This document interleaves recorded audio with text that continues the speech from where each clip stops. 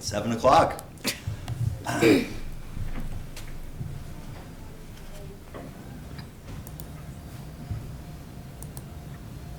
Recording in progress.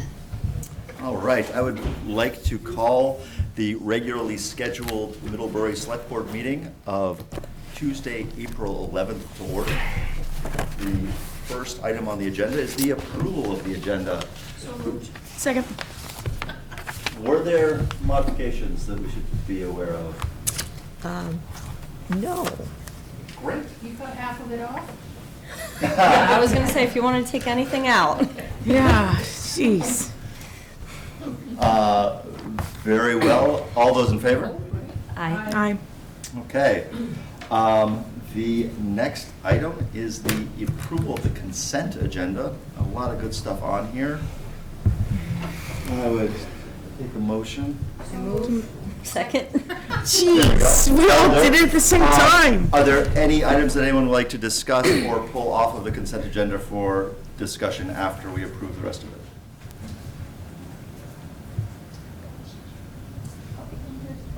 All right. All those in favor? Aye. Any opposed? No? Dan's in too. Excellent. Moving right along, potentially a minute ahead. We're at agenda item 4, citizen comments. This is an opportunity for community members to briefly comment on or share their concerns about items that are not on the agenda. Frederick, would you like to address this? Brett Dunnington.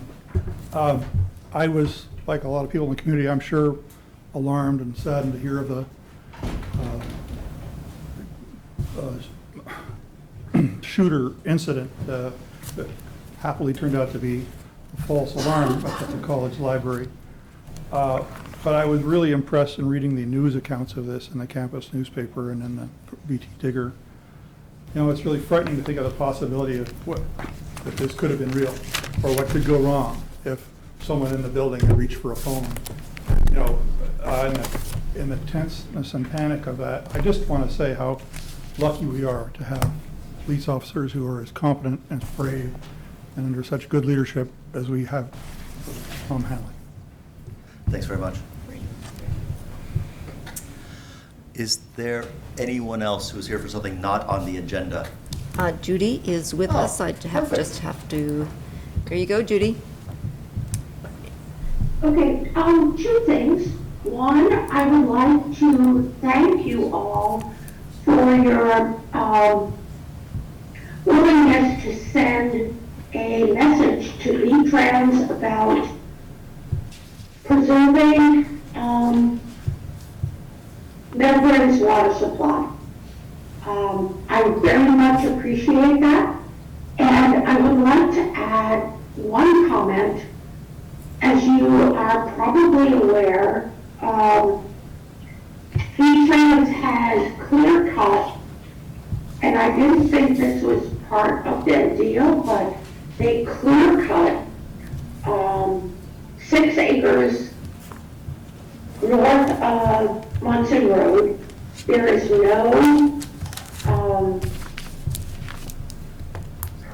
there have been no trees left on either side.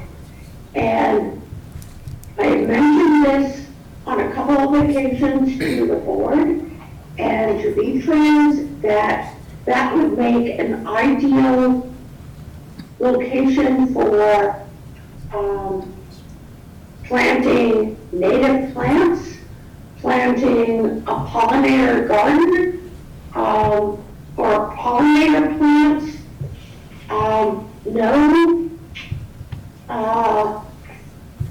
I don't think there would be any animal terrorists hiding within those plants. And to just keep clear cutting and brush hogging and spraying that area is, to me, simply not acceptable. Sorry. It has so many better uses. And I hope the board will consider, and I hope the board will send that message to V-Trans. Thanks so much. Okay, thank you, Judy. Any other citizen comments not on the agenda? Seeing none, we will move forward to item 4A, Law Enforcement Officer of the Year Award Presentation. Thank you very much for coming. Good evening, all. My name's Tom Scanlon. I'm the Adjutant, Middlebury American Legion Post 27. I also work on the second floor here, as many of you know. This is one of my prouder moments when I can present a law enforcement award to an individual officer well deserving of it.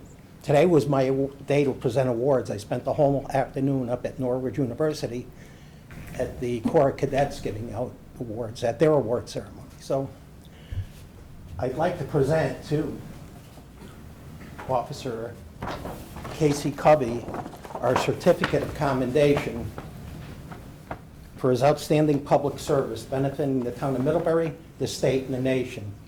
During the past year, he's gotten numerous meritorious service awards, plus a life-saving award. So he's well deserving of this. Casey, congratulations.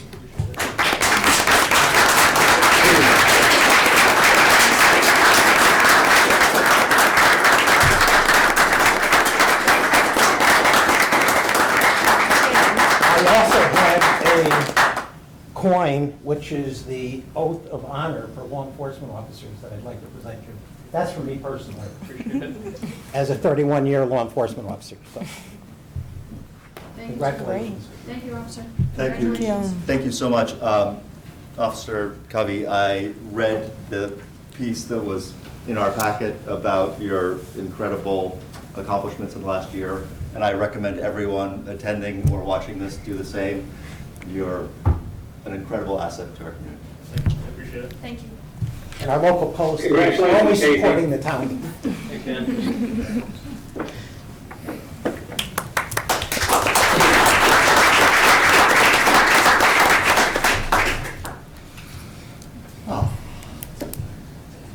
Oh, that's lovely. Now, can we do that every meeting? Yeah, for sure. Let's get more of those. The next I expect is the reason most of you are here, the annual nominations to appointed boards, committees, commissions, and other official positions. We have a whole lot of nominations here. Yeah. Kathleen, Yes. is there a,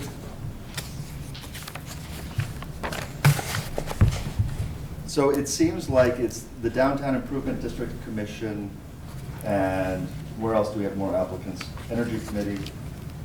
Parks and Rec. So at this point, all you need to do is nominate all of these applicants. That's all we do.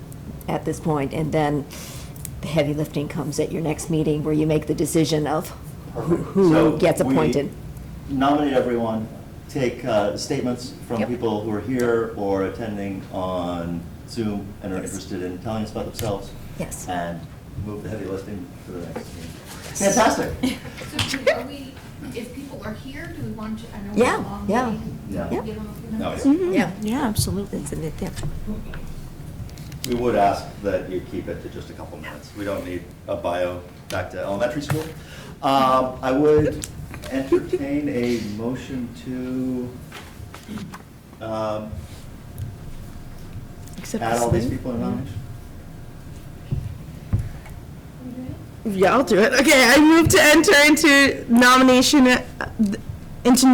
the names of all individuals who have expressed interest in appointment in 2023 to a vacancy on a town board, commission, committee, or local office.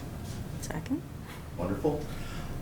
Dan, any comments, anything? All right. Let's call the motion. All those in favor? Aye. Aye. Very good. Now I would welcome people who are in nomination to come forward and tell us about their candidacy, why they're interested. Please, Lauren.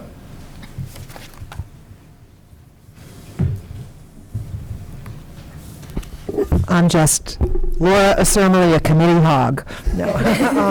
And this year, I'd like to be considered for the Downtown Improvement District. Because of the conversation around public bathrooms, I just thought this might be a good year to be part of that district. I know how to attend the meeting, so if there are other candidates that are interested, I'm fine. You know, like if you appoint others, I will be happy to just attend, but you're going to be if there was attending. a scarcity, I would have been willing. So I just wanted to let you know that, and that I'm impressed at the number of people who are coming forward, and you know that the town poll was part of an opportunity for people to see what they could participate in, and as you'll see later in the agenda, there was a lot of interest in the infrastructure committee. We didn't have vacancy there as much as some of the other committees, but I hope that people who are watching know that you can always attend these meetings. They're all public meetings, so you can still participate even if you're not appointed to these committees, and we hope you do. You know, that it's a really wonderful way to get involved in local government. So just wanted a chance to express that, and also say that when you see a lot of interest in a particular area, like Parks and Rec this year, that may be a clue to have a public hearing about what's on people's minds. You know, so you don't have to just consider appointments to committees, but maybe that committee might think about, oh, maybe we should convene a public hearing about what people would like to see in the area of Parks and Recs, for example. So I recommend that. And I'm saying that to shortcut a presentation later on the town meeting and poll, because I know you have a very packed agenda. Thanks so much. It's related to your work on your committees. Thanks for the reminder, and also if you've signed up for the town mailing list, you get notices, including Zoom links, for all of the meetings coming up every week. Please come forward. I see that. I'm Virginia Sylvie, and I put my application in to be on the advisory for the park recreation. And I'm very involved in a lot of the outdoor activities that we're doing here. And I have been doing some community work with some challenged adults as a volunteer. And my background is with PhD in education and physical education and recreation. So I think that I know I want to give back to the community, but I think I also have a lot to offer. And I have been attending some of the meetings for the advisory committee, as you know. So, yeah. That's great. Thanks very much. Jamie Hand is online. Sure. Hi, can you all hear me? We sure can.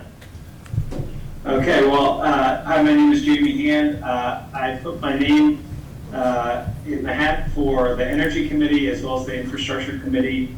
I am a licensed mechanical engineer. Though I don't work as a design engineer, I work in building energy efficiency. Currently, I work for an affordable housing developer that has projects in Madison County as well as throughout Vermont. And I'm just generally interested in energy issues, climate change.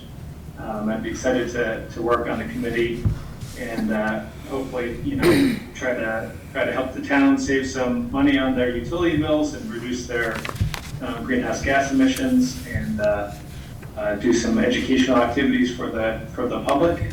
And that's why I put my name forward. Great. Thanks very much. Thank you. Such an orderly crowd. I really love this. I should follow Jim. You may remember me. I'm Jonathan Miller. Welcome. I'm an architect with over 40 years of experience.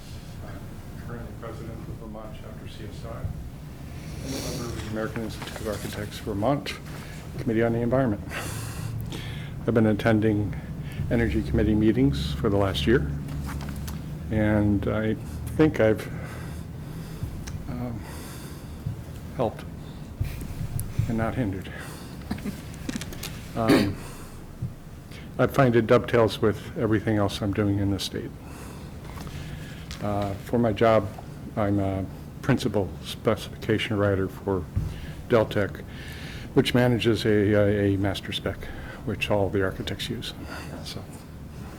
Great. Also from the Energy Committee, we have Jim Kirby online. Jim, would you like to say something? If so, please just raise your hand. There we go. Go ahead. Hi, Jim Kirby here. I've worked for a municipality in another state. I've been involved with energy efficiencies in healthcare, city government, and would love to be nominated for this committee or any other committee that the board may see fit to appoint. Great. That's an awful lot of latitude. Be careful. Thank you, Jim. Good evening. My name is Voorhees. I put my name in also for the Energy Committee. I'm originally from the area, grew up in Madison County, lived in Middlebury before and after college, and I've been away for a little while and moved back about 2 years ago. I've spent the last 20 years of my career working in clean energy, a variety of clean energy issues. I'm currently a consultant in energy efficiency and climate programs. I work for VEIC, and I have a background, not in engineering, although I'm very familiar with a wide range of technologies available for energy and carbon emission reductions. But my background is particularly strong in the area of public policy and economics and policy analysis. And so I spend my time advising governments, mostly state governments. I've spent a lot of time in state government, but also other governmental and other entities on how to think about the economics of transition towards energy efficiency and other decarbonization policies. So it wasn't immediately clear to me when I got the survey that there's a need. It looks like the Energy Committee has a lot of great folks on it, but if there is a need, I'd be happy to serve. Thank you. Wonderful.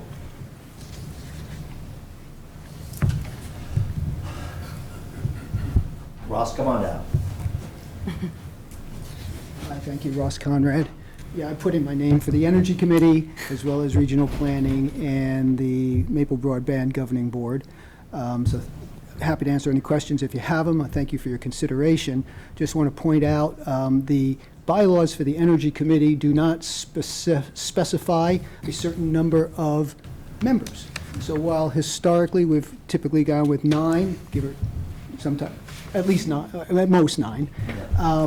Should you wish to, I don't think there's anything stopping you from appointing more than 9, especially given the strong interest that appears to be in the Energy Committee this year.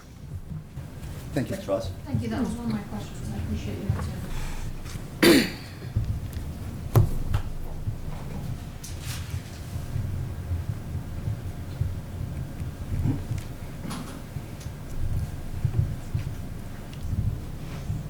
So, Howard Whitlitz. I just want to let you know, Ross covered most of it, but the fact that we don't have limits based on our bylaws, I think right now, with the amount of work we have going on with the Energy Committee, I think expanding the number so we could spread the work around is probably beneficial. So to follow up with what Ross is saying, I think it would be good to consider all the candidates, because there are a lot of strong candidates that could offer a lot to the committee. Howard, if you had more people, would you subcommittee some of the stuff, or would you want to keep doing everything in the general? We have subcommittees. Okay. So we do break out. As a matter of fact, we had one for the anaerobic digester, which has been very beneficial. So I think that's what I foresee happening is a lot of focused work with fewer people, because there are so many things, and being able to dive deeper into it, I think, would be good. So I would let you consider allowing the committee to expand, since we, as Ross said, we don't have true limits for the number. I mean, there will come a time where maybe it's too unmanageable. Sure. And just to also let you know, we have one person who's taking a leave of absence, and possibly another who might step down. So Okay, Thanks. thank you. Thank you. Okay, Dan Dan, has are his you hand wanting up. to talk? Go ahead. It's a little hard to unmute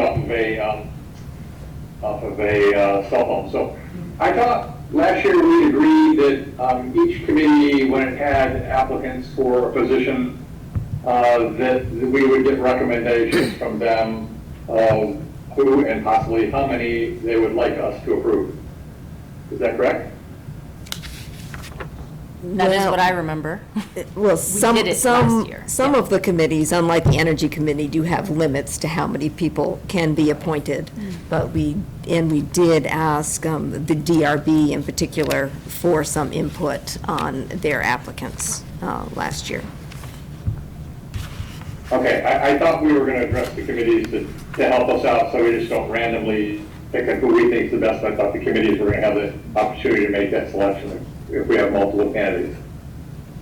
The one thing that I suggested last year is that we ask the committee chairs for attendance records, so that we could identify people who had scheduling conflicts frequently, and were maybe less. Okay, well, then I suggest that we get inputs from the committees.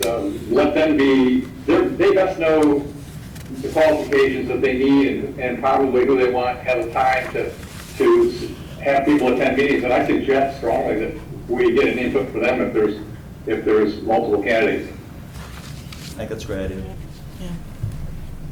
Will do. Yeah, thanks, Dan. Would anyone else like to come forward and tell us about their interest in a position? Yeah, please.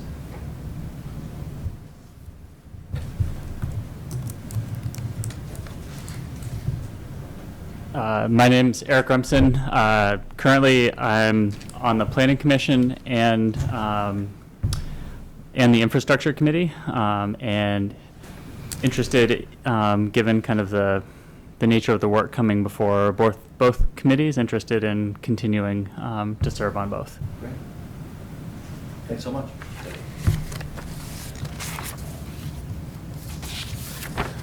I would also, Andy, like to note that just this afternoon, Hugh McLaughlin wrote to the board and applied on the form, acknowledging his interest in continuing on the Addison County Regional Planning Commission and the Addison County Regional Planning Commission Transportation Advisory Committee, and as the town's alternate representative to Maple Broadband. Excellent. Thanks, Kathleen. So he was originally on here as blue, but that's changing.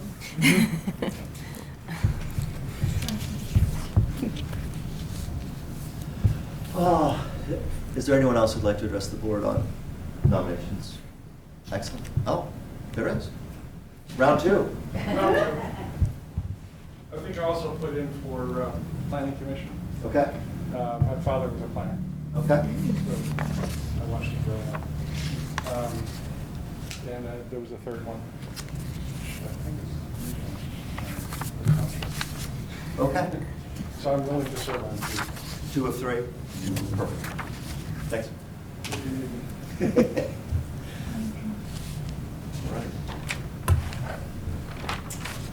All right. Let me see if I can find our agenda. We are on time. We are on time. We're doing good. Sorry. Our next item is applications for public assemblage permits. Yeah? Yes. Okay, great.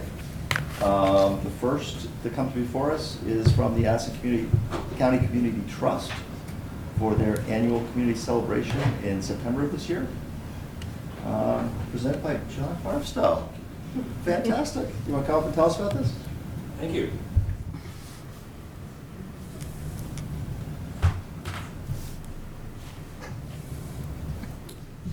I'm John Barstow, Chair of the Addison County Community Trust Board. Our Executive Director would be here, except she's on a brief leave. And I'm happy to be here. she had submitted the, application. I believe that's in good order, but we wanted to give you a little more detail on our hopes for this event. We have not to date done an event in such a public place. We've done them on our properties, both in Virgins and here. Part of our desire to make this a bigger, more public event is the well-known, shall we just say, housing crisis in Vermont. Low income, affordable, middle, et cetera. We do specialize in low income, but also affordable. And we are the county's nonprofit provider. So we're upping our game and feel that the Green is a great place to really have a gathering and have more people know what it is we do and why it's important. It also, of course, is a fundraiser. Much of the funds come from the region's extraordinary businesses who sponsor the event, and I would like to give them more exposure for their amazing contributions. So, as my sort of request said, we're weighing whether closing Merchant Row is a good idea for this event or not. I don't have the answer, so I'm sort of looking to Public Works and experience with the Thursday market that's right after me. Yes, they are. And I'm not saying that we feel that has to happen, but I wanted to have a conversation about what it would take. It's more of a challenge for parking, but we would like to have 2, maybe 3 food trucks. We have one definitely lined up. Can they all really operate off of, Main Street where the ice cream is for Festival on the Green? Or would it be better to have them, I don't know, maybe on the new Triangle Green? So that's a question. We also want to have a beer garden, which changes things quite a bit. Sure. And obviously our object is to change things for the better, but when there's alcohol, there's alcohol. So we want to do that wisely. I think we're working with a group that knows how to do this. I mentioned the name. Adventure Dinner? Yeah. I don't and know. they do all kinds of catering, but they also specialize in events like this. Okay. They have all the licensed people. We would only be serving beer, and I'm sure we'd be serving plenty of non-alcoholic beers and otherwise. Do you have any feedback for me on these things? I don't mean to take up a lot of your time, but I just want to get a sense, because you're the folks that see this kind of thing come and go on the Green. It might have some, I'm looking at Buzz a little bit too, Public Works, but,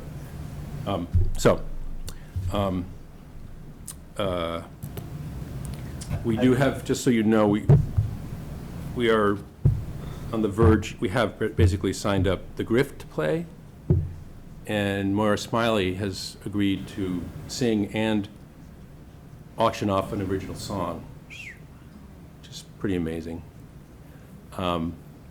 So, yeah, there's a lot of interest in supporting this. So, any advice you have? Really about closing, I think that Merchants Row. the summer market might have some advice. John, I would be happy to chat with you further offline, but one thing I would say is definitely chat with Chief Hanley about Merchants Row. Yeah, I know that. So our experience has been as long as the Patel access is maintained and there are people there, making sure that that is all safe as people are in and out, that section between Main Street and the access point is sort of all you can do. Otherwise, you're cutting off access for those residents, which is not going to be something that anybody wants to have happen. So that's been our experience so far. But other than that, I'm happy to chat through some of the things that we've learned as we've done this stuff. Great resources. Yes. Lovely timing. I mean, the fact that you were on this agenda is perfect. We can discuss that offline. Do you need anything more from us in terms of our application commitments or get back to you? I think what the board could do is approve the public assemblage permit, permitting additional information from Public Works and Public Safety. Yeah.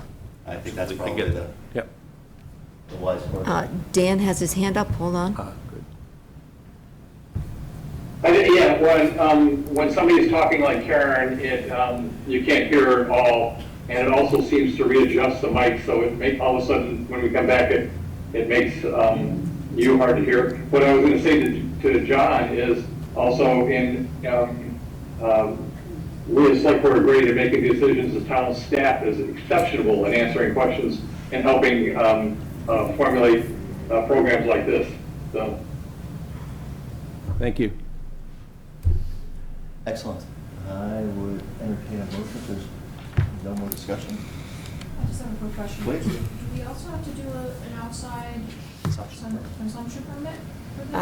I think, Yeah. that would be, yeah, I think Yeah. that you can approve the sale of alcohol with the public assemblage permit, and then there'll be a catering permit that comes through from Adventure Knitter. Okay. Thank you for the reminder and how that all works. Yeah. Yeah. I'll move to approve a public assemblage permit for Addison County Community Trust's annual benefit event on September 15th, 2023 on the Village Green in Middlebury. Second. Pending. Oh, pending input from Public Safety and Public Works. Second. All right. Any further discussion? All those in favor? Aye. Aye. aye. Dan as well. It's unanimous. Thank you very much. Thanks, John. Appreciate it. Right.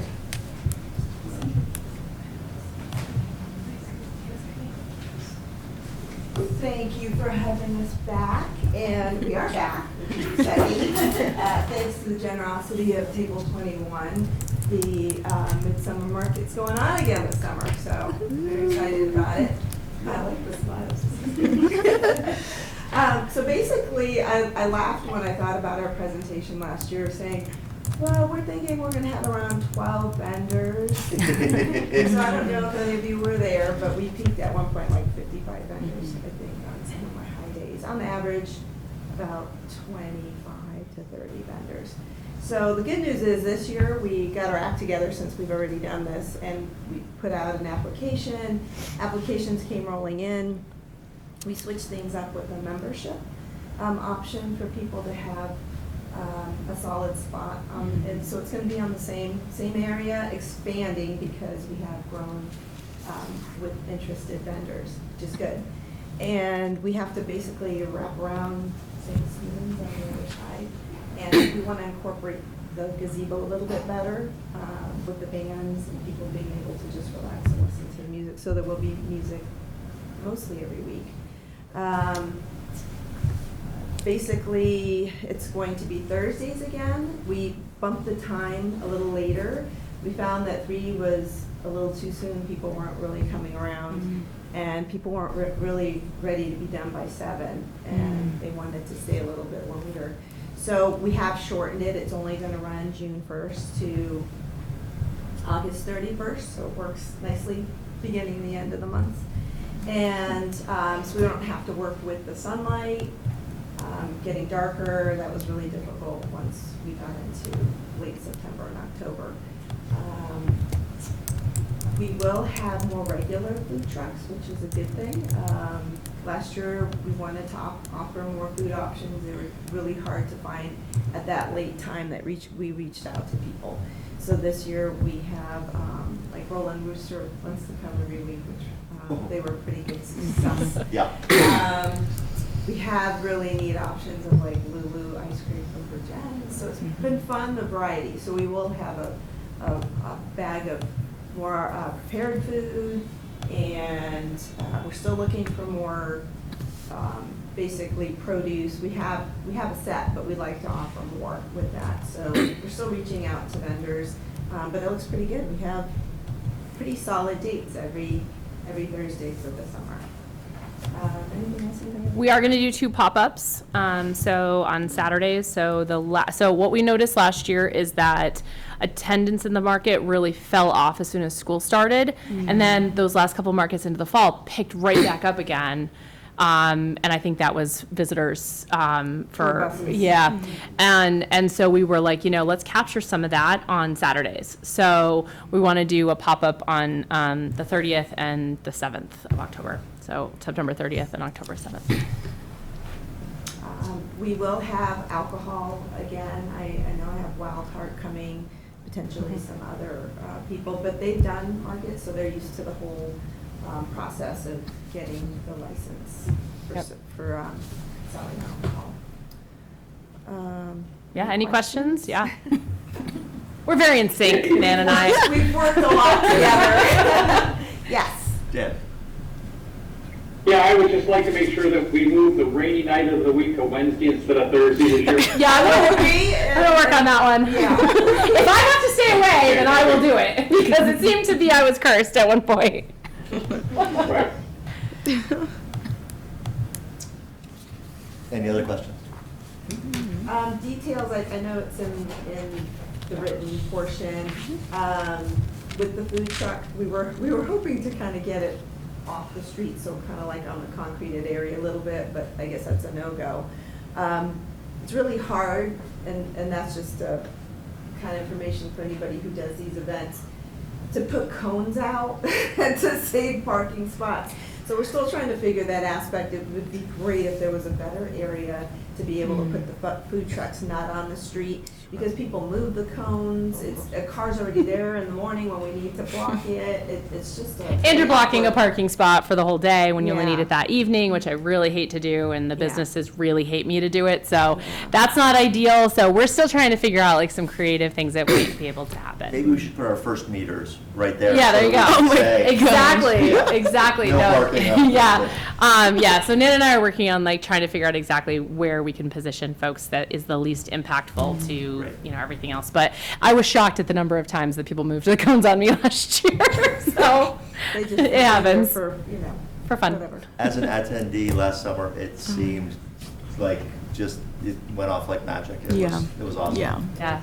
We looked at each other, how did we pull it off in such short notice, and it was very well received, which I was super happy. Honestly, it was the community. Like, if the community hadn't shown up, we wouldn't probably be doing it again. Like, everybody came because they were wanting to be connected in that way. They want to be in the downtown. They just want a reason to get together here, and so I felt like this really served that purpose, and I think that's why people really loved it. And that was one of the most fun things for both of us, just to sit there and watch people connect with each other right in front of us. It's like, this is the point of what we're doing, right? Like, Very it's much awesome. so.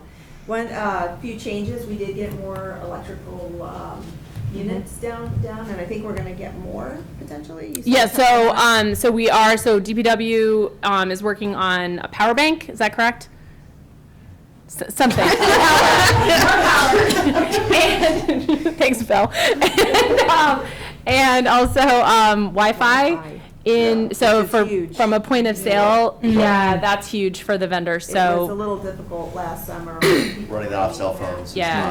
Ideal. So we're learning all the time. So I think this year will be even better. We were really lucky to get an intern from Middlebury College who's going to be helping us out. So we really do feel like we learned a lot and we're applying We're hoping it. that's our connection to the college students for the summer school, because we did have some people, basically at the end of the summer, they were regular students, and they said, we didn't know about this, and Karen and I looked at each other like, we really tried to advertise, so it was really confusing how the language school students didn't know about it.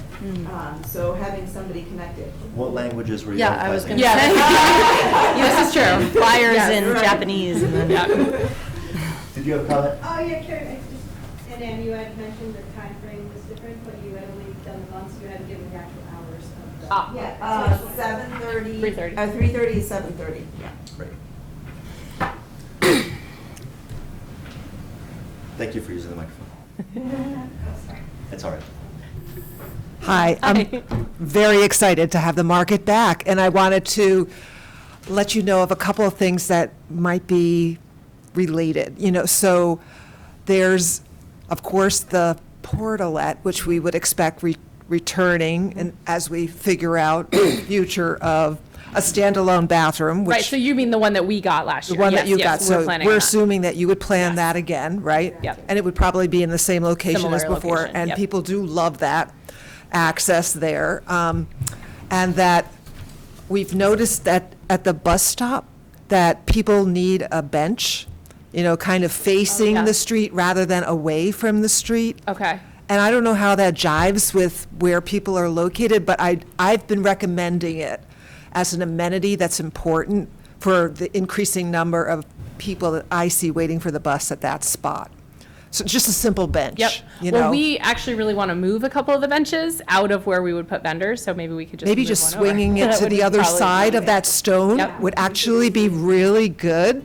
They're really You know, funny, but. If it's possible, that would be, Yeah. that would be good, you know, because then it's facing in the right direction for people to see the bus Yep. as it's approaching. And finally, the bike rack that's on Merchants Row, in the middle of Merchants Row, we hope will be moved to Triangle Park somewhere so that St. Stephen's could use it on Sunday, the market could use it, the Festival on the Green, it would have higher utility. Yep.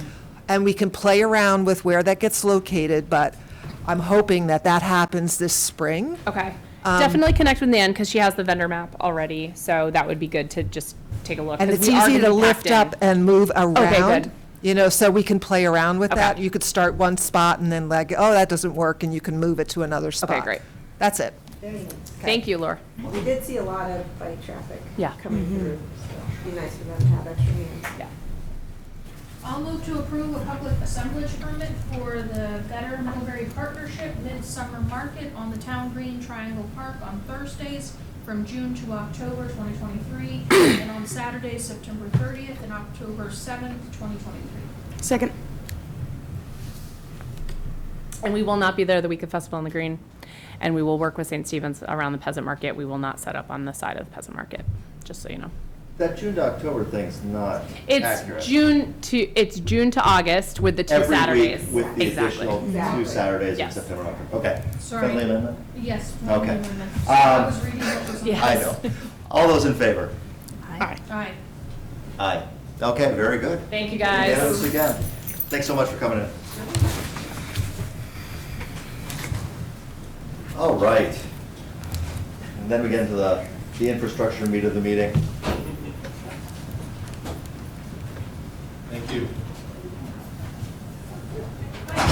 Emily. Welcome back, Kathleen.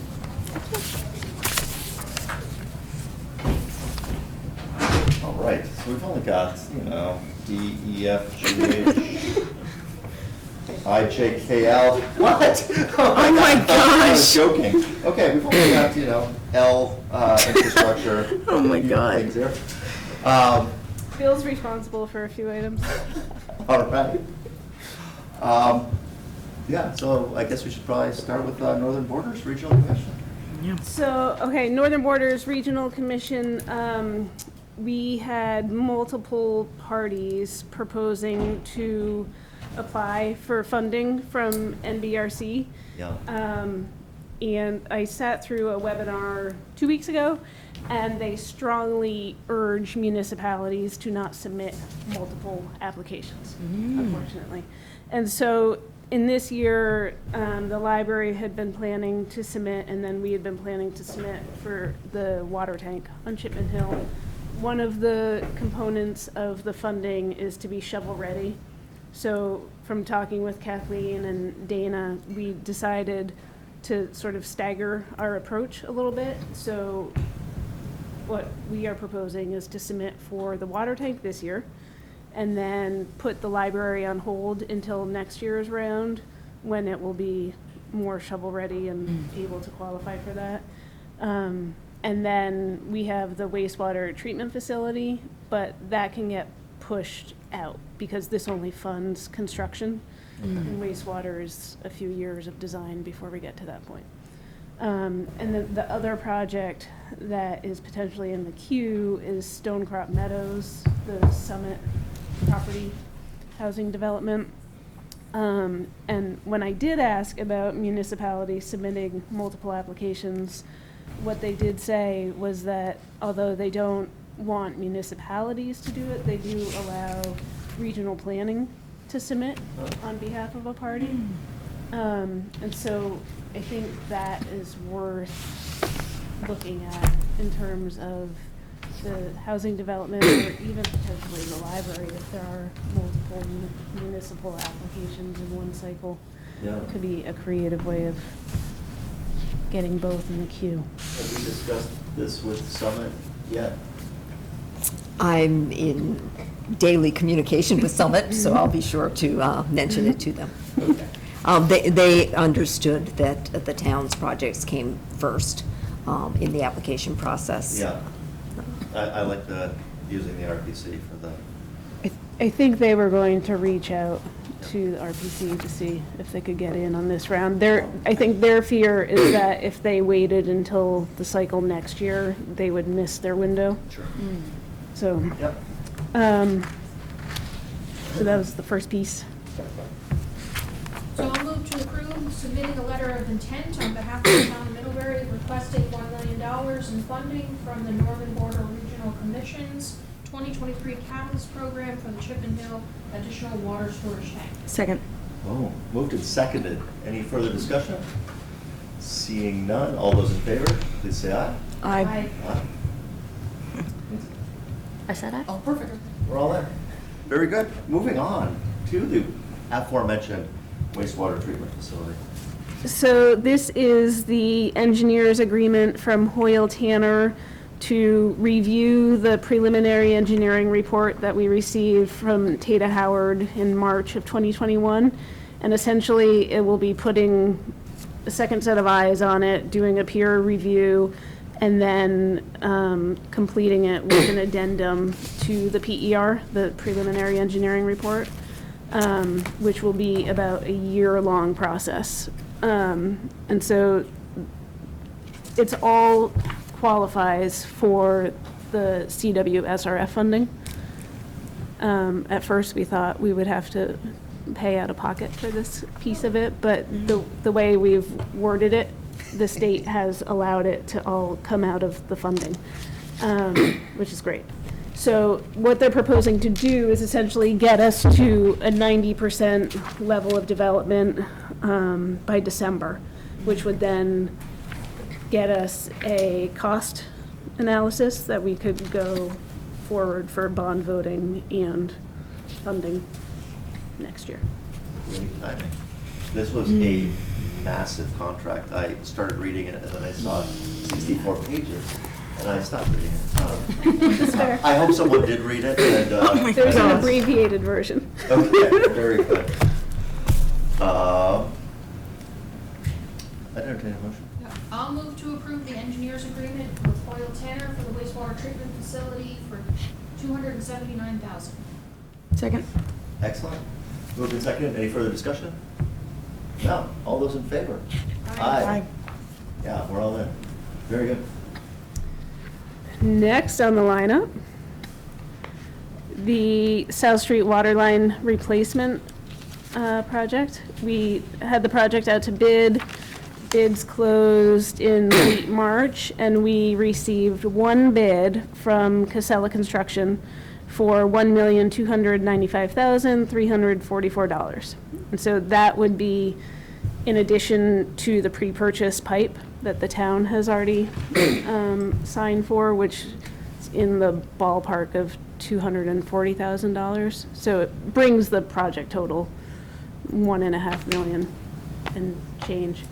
So, No, 1.5, sorry. 1.5. Don't make me too nervous.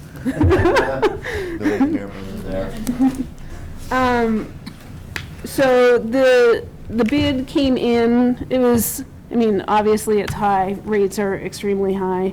It came in about 42,000 higher than what the engineer had estimated it to be, so pretty reasonable. It would be split out between water, sewer, highway, sidewalk. So it's not all coming out of the water fund. And we had previously discussed allocating the water's portion of the ARPA funding towards this project, which is $734,000.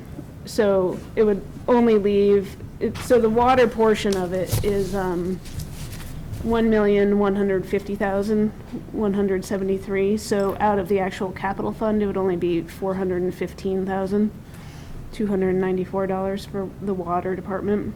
And then sewer, we would be replacing some of the sewer services while we're going through and replacing sidewalk. So that would be $18,000 out of the sewer capital. Highway, the highway cost, I think we could bring down a little bit. Some of this is in the paving cost, a lot of it's in the paving cost, and it's all done as handwork over the trench. But if we expanded the actual size to be able to get a paver in there, we'd be able to get a reduced rate. So something to consider as we move forward, but I think worth a conversation, and we would end up with a better product to get us through the year until we go back in to do the sewer and stormwater. And then sidewalk repairs are about $101,000. We're trying to replace sections, not just panels here and there. You ready for a motion? Sure. I'll move to approve the proposed contract with Casella Construction for $1,295,344 for the construction of the South Street Phase 4 water line replacement project. Second. Excellent. Any further discussion? All those in favor? Aye. Aye. Dan's in too? Aye. Oh, I perfect. forgot to vote. We're all there. Okay. Excellent. Thanks, Emily. Yeah, so next, municipal highway grants. There are a few grants available that pay for Class 2 roadway work or structures replacement. And we had originally been proposing to apply for this funding for Class 2 paving on Seymour Street, which is currently in design. The design estimate for the paving portion of that project alone came to just over $525,000. So this would pay for $175,000 of it. And it's the same funding that was used for Katy Road last year. And the way it works, all the towns get put into a queue, and then as your name comes to the top, you get chosen if you have an application in there. And I met with the project manager last week, and he did urge us to submit multiple applications because it directs the state on how much funding they need to provide for these projects. So he really wants us to submit for multiple projects. And I had originally done it for Seymour paving, but that project also has a wastewater component to it, which we just made some modifications to the design, but the initial estimate came in just over $1 million. And so we're not really ready to pull the trigger on that since we have the Halliday Road pump station and also Rogers Road pump station, which are higher priorities than this. So I'm sort of going back from what's written here. I think we should hit pause on Seymour Street application. But the applications that I really do want to submit this year is one for Class 2 paving for Halliday Road, and then one for a structure replacement on Halliday Road. Just north of the pump station, there's a structure that should get replaced before we make any roadway improvements. And it's a pretty big structure. What is the structure? It's existing as a 5-foot culvert, and I think hydraulically that is sufficient, but it doesn't allow for aquatic organism passage. And so we would have to increase it to a 7-foot structure, which would be fine if there wasn't a wastewater line running 2 feet under the 5-foot structure. What's the aquatic life that can't navigate a 5-foot culvert? Well, it's because of the way it's not embedded at all. So they want a 7-foot structure embedded 2 feet so that you have stream bed material in the structure. That makes more sense. Yeah. I was wondering if there were giant reptiles. Oh my God. So Seymour Street also has this stormwater problem that we're looking at on some timeline? So Seymour Street, we are incorporating that into the planning, which was another part of my brainstorm. We could potentially tap into other grant funding for Seymour Street that would help offset the stormwater component of the project. Essentially what we're looking at is putting bioretention in the swales on Seymour Street. Yeah, good. To treat and then also close up those really deep swales. Yeah. So I think, and because we are adding a bike component, that sort of opens the window for a lot of other funding that might be greater than the $175,000 that would be available. Sounds good. Because I don't need select board, I don't need you to sign these grant applications, but I just want to make sure you approve the approach that I'm taking. They're due this week or early next week, 15th, whenever that is. So do you only have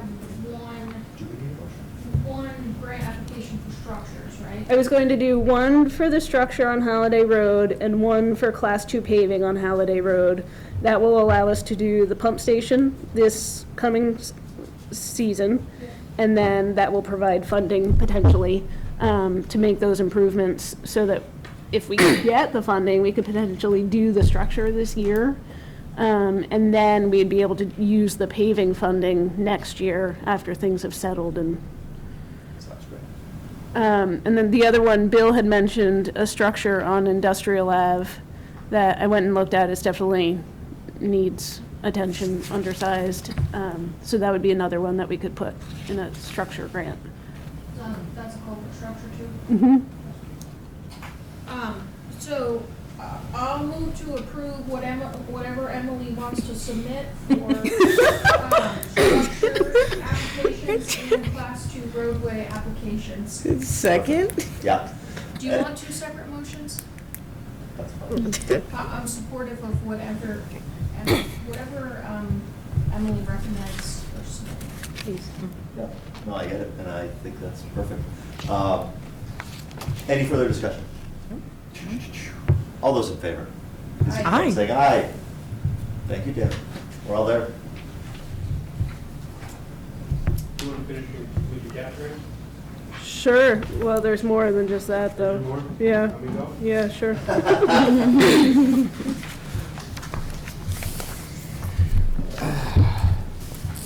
Bill Kernan, Director of Operations. Welcome, Bill. How are you? So several bids here. Most of them are routine. I'll try to go through them quickly. They've all gone through review with infrastructure. First one is crack sealing. And all of these bids go out in the paper, also get posted on the website, and then we contact individual firms. We only got one bid on this from out of state, double what we normally pay. I did contact NICOM, who normally does this after the bid had closed. They weren't aware it was out to bid.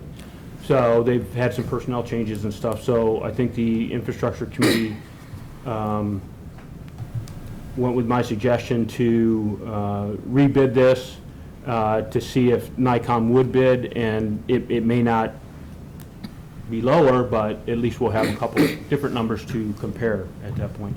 And I got to thinking after the infrastructure meeting was over, it might be easier just to extend the bid close as to, re-advertise and do all of that. So that's crack sealing. Great. I like not paying twice if we can Yeah, avoid it. yep. So I guess we need a motion to extend the bid date, bid close? I'll make a motion to extend the date of the bid for the crack sealing request for proposals. Second? Sounds good. Any discussion? All those in favor? Aye. Aye. We're all there. I should state that these, that's a 2-year bid, as is this. The mowing bid is next. All these are so far standard bids that we go through. So it's fixed price for each year? Yes, yep. So on the mowing, there was really only one qualified bid. I had 3 bidders. but Pierre LaRoche did not bid on all packets, which was clearly stated in the bid documents. And Steady was way out there. They appeared to have a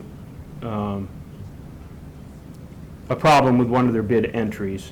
1.5 million is a lot. Yeah, it was I think they meant to put $100, they put $100,000, I think it was, on the line item, so that threw it out. And Brian has had this bid for the last 2 cycles, so 4 years, knows what he's doing and all of the parcels and stuff, so his number's pretty good. There is an increase, like we're seeing across the board with everything else. And I believe infrastructure recommended to go ahead and award the full contract to him at $37,050, with the caveat that there's another bid in here that I was looking to maybe take some of this back, that I'll get into in another bid, through the purchase of an EV mower. Right. So go ahead and award the bid to him, and then have me work with him in the purchase of this EV to see what we can cut back out of this. Is that the without options line? Yeah, I had him price several things that I think we can do in-house if we purchase a mower. And I've already talked with Brian about, maybe he would have to do the first mowing, maybe it would, we'll work our way into it, however, and he's fine with whatever, so. Sounds good. So what was the full amount, Bill? $37,050. Okay. I'll move to award a contract for the town of Middlebury's mowing contract to Brian's Lawn Care for $37,050. Second. Oh, you can have it. You haven't had one. You guys can make one of the motions too. I'm just trying to keep them all. Any You're so further good at discussion? it, though. Other than who seconded? All right, all those in favor? Aye. Dan, there it is. We're all in. Okay, so the next one, this is an unbudgeted purchase. This is the EV mower. Yeah. I started looking at the mowing bid since it only comes up every 2 years. The last 2 contracts, we've tried to encourage vendors to either those who already use zero-turn, full EVs or whatever. We really haven't had success in encouraging that. So I started looking at pricing. Pricing had come down in the last couple of years. And then I talked to the energy committee, and they've been great help. And Howard actually has been talking with Green Mountain Power and helping with a rebate grant here too. So if we were to do all of the options, energy committee has some money they can put towards this, and the Green Mountain Power grant, I have a little under $19,000 in savings and/or cash I can put towards the purchase of an EV mower. The one that I'm recommending is $14,500. I would have to also purchase a trailer to transport that, which still puts us a couple $1,000s under, the savings and the money that we could get for this. So I should say that I had 5 mowing bids here, but they all came from Taylor Rental. Okay. Nobody else bid on it. All of their machines are approved for the GMP grant. They're on the list, so there's no issues there.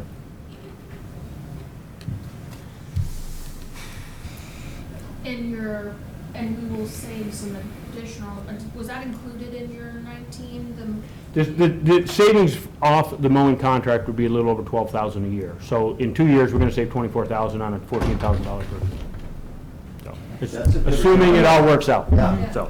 And also, at the most recent Parks and Rec meeting, Dustin, the supervisor of Parks and Rec, outlined that by purchasing this, we can kind of control when things are mowed. So in the past, the mower kind of just showed up whenever, they were in line for us being the client, and it would sometimes be in the middle of sports practices.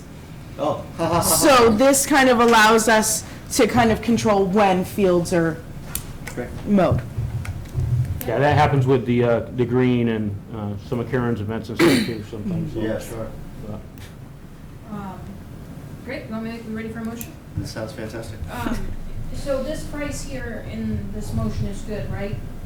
For the purchase of the electric mower, $14,500? $14,500. I haven't researched the trailer or anything that goes with it, but that is good for the mower. Okay. So the trailer is just a guesstimate? Yeah. I'll move to approve the contract for the purchase of a Greenworks electric mower, CZ60R, for $14,500 from Taylor Rental. Second. Excellent. Any further discussion? All those in favor? Aye. We're all in? Thank you, Bill. I appreciate you. That's good work, like trying to That's figure great this. work. Yeah. Holy cow. And It's, purchasing it'll be electric. interesting. Yeah. So, you know, and technology on these has come a long way. I mean, this particular piece can mow for 5 hours without needing to recharge. That's a lot better than they used to be. Yeah. So, Yeah, you'll have to keep us posted on how it's going. Yep. Line striping is next. Again, this is a 2-year award. It's a standard bid that we put out. Typically, it's L&D Safety Markings out of Barry, who has been low bidder. They're not low bidder this time. We have an out-of-state firm from Massachusetts who undercut them just a little bit. In discussion with the Infrastructure Committee, felt it was worth the extra $500 to go ahead and stay with L&D. We don't have a track record with the other vendor. And as far as prices go, you know, the numbers are reasonably close. It's all increased over the previous budget numbers, but that's the reality that we're in, so. Yeah. I'll move to approve the contract for the town of Middlebury's line painting to L&D Safety Markings for $10,000.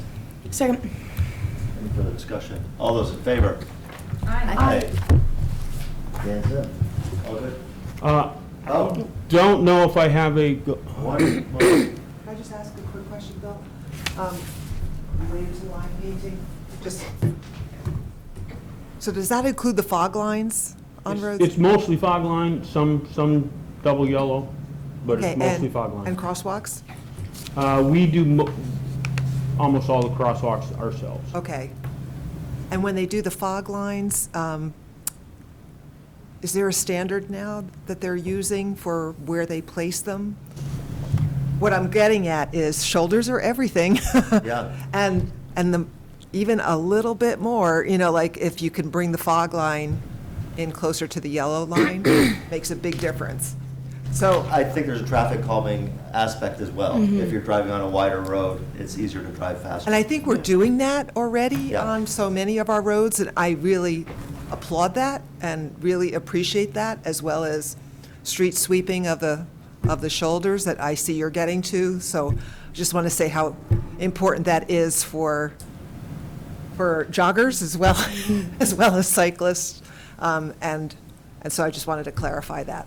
Yeah, it might be a discussion for infrastructure. I mean, you know, we try to maintain, you know, standard lane width, but if there's lower traffic streets or something, where Yeah, we even can do that. 6 inches can make a big difference. It's amazing. Okay, thank you. The first question I would have is, the state highway regulations that we follow, do they tell us where that line has to be? You know, that, so we don't. You have a minimum lane width, and then you have a standard lane width, and, you know, so, you know. Yeah, we don't have to talk about it right now, but, yeah.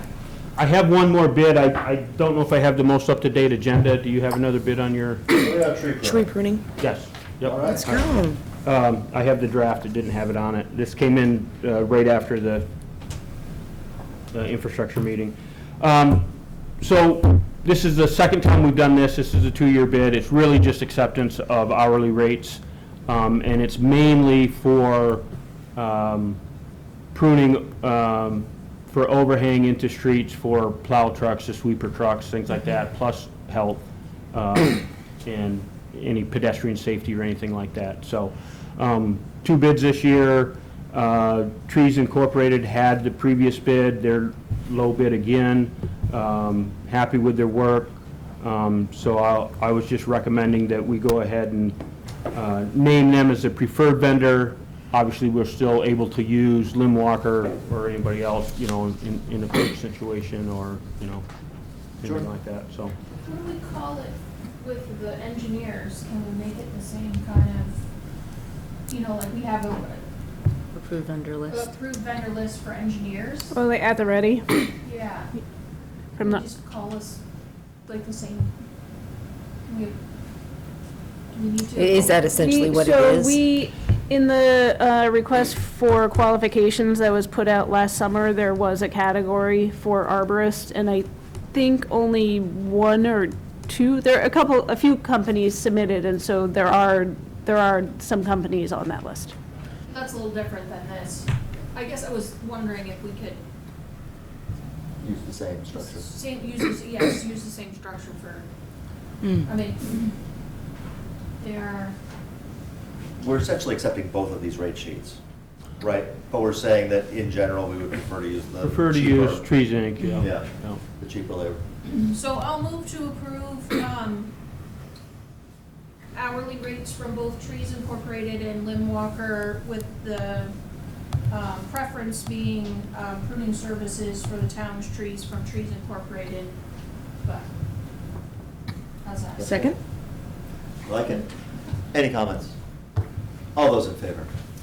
Aye. Dan's in, we're all good? That's all I got. Thanks so much. Thanks, Bill. Bye, Bill. Oh, man. Cruising right along. Moving on. So we received a paving agreement from Landmark Engineering to get a paving contract out to bid. The plan right now is to put it out next Monday, the 17th. So right now we are looking at doing a full depth reclaim on Lower Foot Street from Route 7 to Katy Road. Yeah. And then from Katy Road to Dairy Road, that would be a mill and overlay. And then from Dairy Road north to Foot Street would be back to full depth reclaim. Huh. So it seems that this section where you're doing the least includes the Omea entrance? We're Is that right? skipping the Amia entrance due to a meeting with Amia tomorrow to redo that entrance, but we don't want to put this project on hold waiting for that project to get designed, and so we'll hold it back 25 feet Perfect. on either side of that. As someone who bikes that way frequently on my way to the gorge, that is, those trucks do some damage to that Yeah, intersection. wear a mouth guard. Yeah. Oh, my Excellent. God. Okay. And that, so then in addition to that, it would be paving Leno's Lane, Kings Row, Maycliff Court, and then also not mentioned in this contract, but discussed over the phone today, would be paving Middle Road South, which is a bit of a maintenance nightmare for DPW. To the middle school. Go to Right. middle school, right? No, that's a bigger project. Oh, Middle Road South is from Route 7. Paving gravel roads, yeah, so it'd be out of the paving gravel road fund. Because on my list to talk to you about is Middle Road North, Yeah. discussed that today too.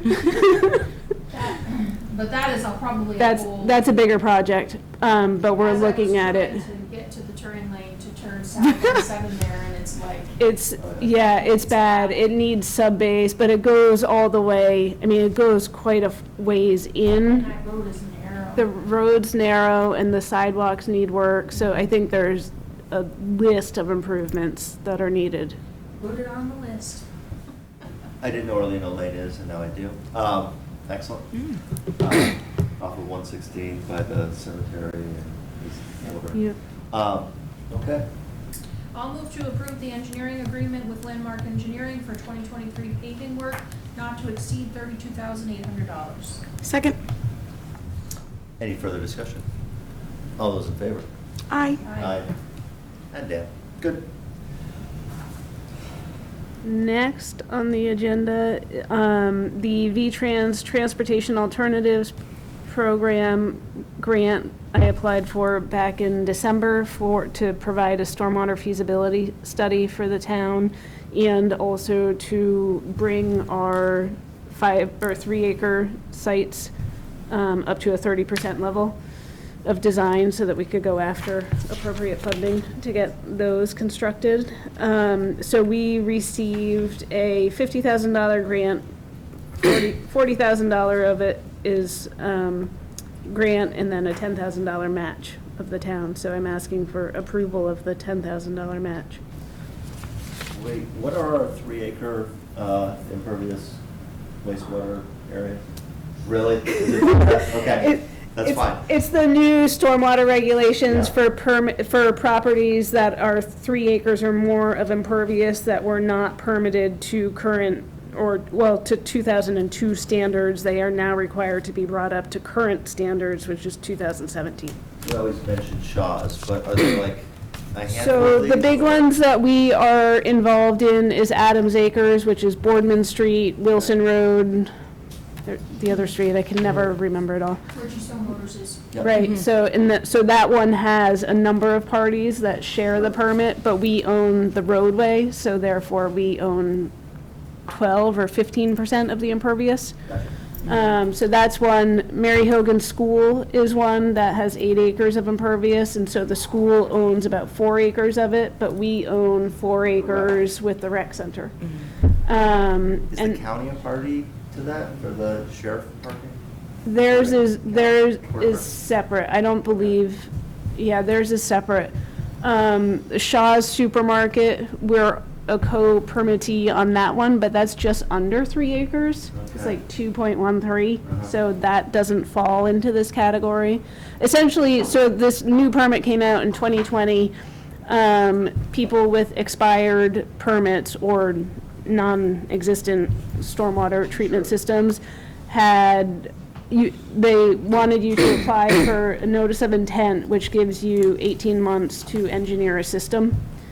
And then once the state approves those engineering plans, they give you a valid permit for 5 years, and during that time, you're expected to construct the system. So it's like a 6.5-year window, start to finish, to get something in the ground. Cool. Jill? Indeed. So it says here in our packet, we need to authorize the signing of the agreement? There's a application award letter, and then the project commitment form, I think, was attached to the packet. Okay. So we need that signed to return it. And it might be signed, I think it can be signed by Kathleen as long as So it's. can I just authorize Kathleen to sign? Mhm. Okay. Do I need to do 2 separate motions, one for the signing of the document and one for the commitment of the match? Or do you That, it's all in the It's all the same. same. All the Yep. same. Yep. Got it. I'll move to authorize Town Manager Kathleen Rumson to sign the Vermont Agency of Transportation project commitment form for grant funding awarded to the town of Middlebury for the stormwater feasibility study. Second. Cool, very nice. Any further discussion? All those in favor? Aye. Aye. Very good. All in. All in. Moving on to, Other updates. okay. So Halliday Road Pump Station, I think the last time we talked, we were trying to figure out where to locate the generator with the housing because of easement and wetland constraints. So we are moving forward with bringing it onto the town-owned parcel. It will work constructability, it meets engineering codes, because it's an accessory building to the pump station, it meets our zoning standards. So that's the direction we're taking there. Yeah. It's not ideal, but I think it's a good solution to get that project moving forward. So as long as wastewater staff is on board, and they said they're willing to do a little extra shoveling to get that pump station online. So we're looking at, I believe Champlain is still proposing to do some initial work in May, but the majority of the work will start late June, early July, with a completion of October, mid-October. Hopefully during the drier part of the season. Police station renovations are mostly complete. Newton Electric completed their portion of the capital work. They were in charge of installing all the HVAC units and air exchangers in the storage building, which is the fitness center. And then Northern Basement came in and installed a sump pump in the basement. And the last component, the last piece, is to get the steel doors installed, one to block off the vehicle bay, and then one at the top of the basement stairs. And those have been ordered, and I think I think it was about a 3-week lead time to receive them, so hopefully early May, that whole project will be put to rest. It's already just being in there, it makes such a big difference, and you can feel the improvement in the air quality, so they seem pretty happy with it. Gorham Lane Engineering, Otter Creek started this week surveying Gorham Lane.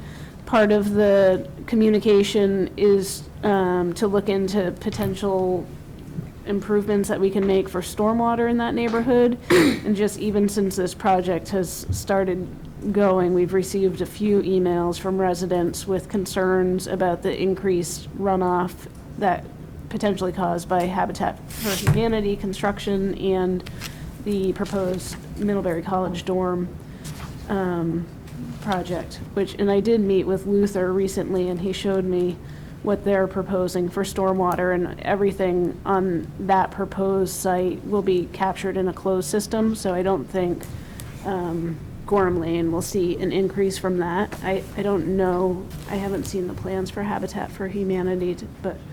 Are they building on Gorham? Yeah. Okay. It's 4 units? I think so. Right? Yeah. Okay. That's awesome. Yeah. 4. And then UVM capstone projects, I've been working with a few different college groups. The two groups are from the engineering program, and one of them is actually working on the 3-acre permit for Adams Acres, the Boardman Street. And then the other one's working on Springside Road, making stormwater improvements for that. And so they are presenting on April 28th, and they're welcoming the public to that event. I think it's from 5:30 until 8, and it's more of a poster presentation. And then the other group that I'm working with has been looking at the Mary Hogan site and also at the condo units just downstream of their overlook. Oh, I forget the name.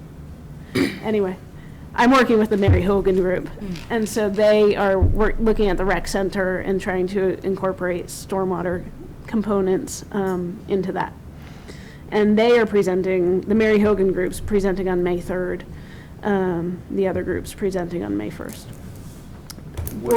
What's that? Would these students be interested in coming to select board, or should we try to get ourselves to UVM? So there is a May 2nd presentation in town that Riverwatch Collaborative is putting together. Great. And I don't have all of the information handy. Did you get that email? Okay. Yeah, I'll look it up.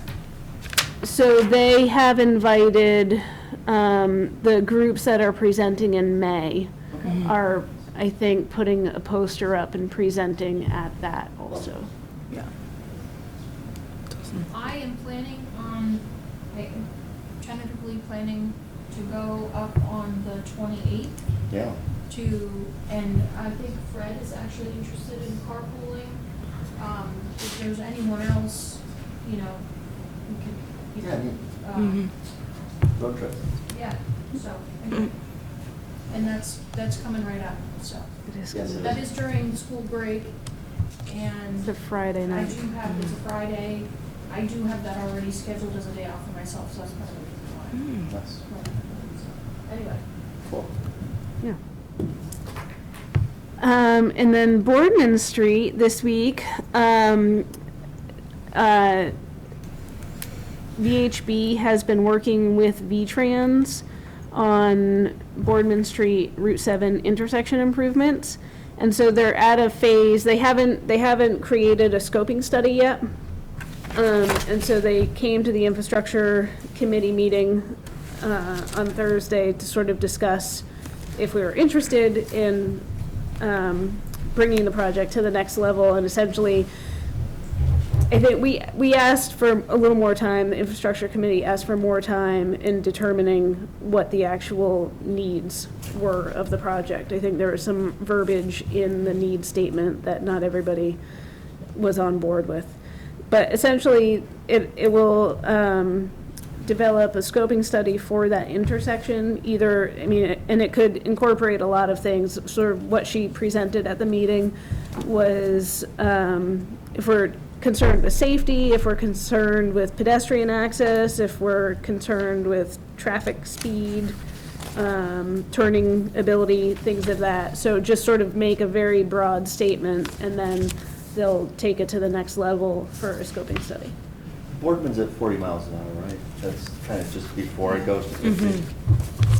Yeah, I think it changes to 40, like, right in halfway down that hill. It's, like, not it's right in the transition zone. And it's where, like, anyone headed south, turning into Boardman, people are passing on the right. Oh, yeah. On the shoulder. And so I think there's a lot of room for improvement, and especially having seen the bike ped plan for creating an access through there, or the potential for neighborhood development up on the hill there. So I think it could bring all of that into the equation to look at how to really improve it.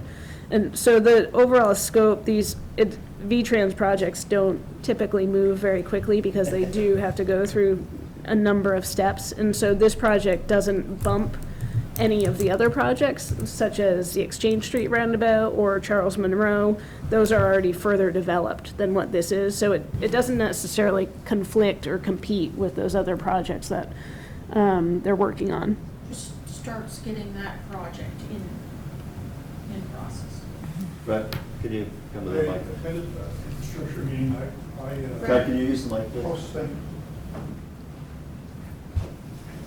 Brett Dunnington. I attended the infrastructure meeting, and there was discussion there that the scope or purpose and need statement for this would be written in such a way to focus on the safety issues. The pedestrians that cross there with the TAM, the housing that's off Boardman Street, as well as the objective of slowing down traffic coming in. And a roundabout achieves that in a lot of ways and would be a good entrance slowing down feature. Sure. as it would be on Exchange Street at the end. And this is just the scoping process. They'll look at signalization, they'll look at the left turn lanes, and but I think the idea of a roundabout there has a lot of merit from our positive experience with it in town. Great, thanks. Laura? I'm just going to add that the Walk-By Council of Addison County just met last night, said the same thing. Is really trying to advocate for rotaries as a good design for calming traffic. That's all. I kind of like it at the edge of town where you're going from State High Speed Road to, you're in the municipality, slow down. I do continue to be asked why we didn't consider a rotary at Charles Monroe Street, and we do explain what you did at town meeting about the foot traffic, the higher foot traffic that's there that seems to warrant a signaled four-way intersection rather than a rotary, but they still would like to see a whole bunch of them, through that school zone, to calm the traffic down. Okay. Thanks. And that's it? No. That got us out of the sevens. It's on the agenda item. Oh. This is the town road standards. Oh, yeah. Right. This is what I was thinking about when Laura was asking about the line, moving the lines. This is like these whatever our town standards are. Sure. We should make sure we follow those or amend them so we can follow whatever we need to. So I'll move to assign and approve the annual financial plan for the town of Middlebury Highways, certifying total estimated maintenance expenses for fiscal year 2024 of $3,229,726. Second. Any discussion? Yeah, that's quick. We do it every year. I understand. And we have to certify we're spending so much money. It's just for emergency funding, really. Like if we did have an emergency and FEMA didn't cover it, is the state's way of tracking that we are investing this much money in the roads, and that's what they would qualify us for. Okay. All those in favor? Aye. Aye. And Dan. Okay. Very good. Thank Now. you so much, Emily.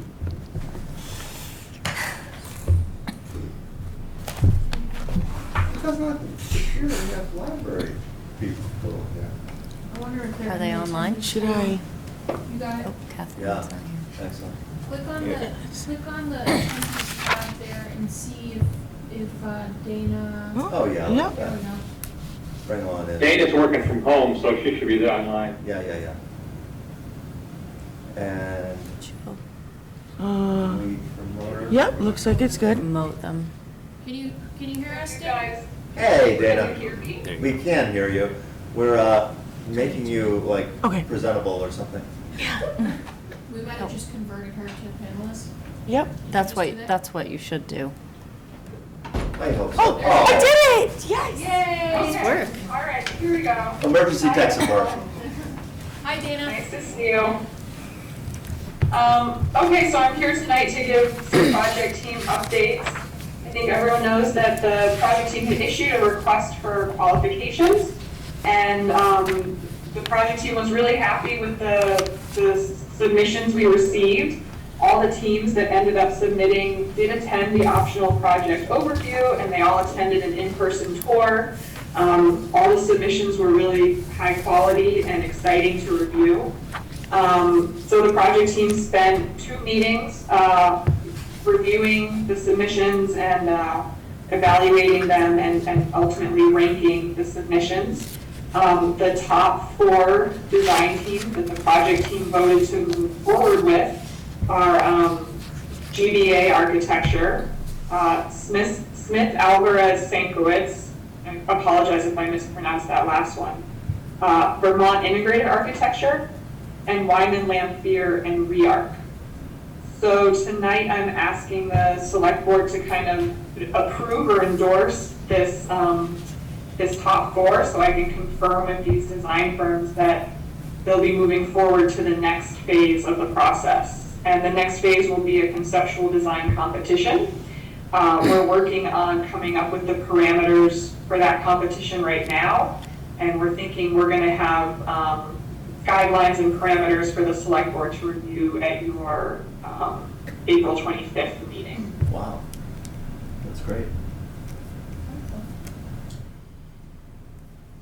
I'll move. Go ahead.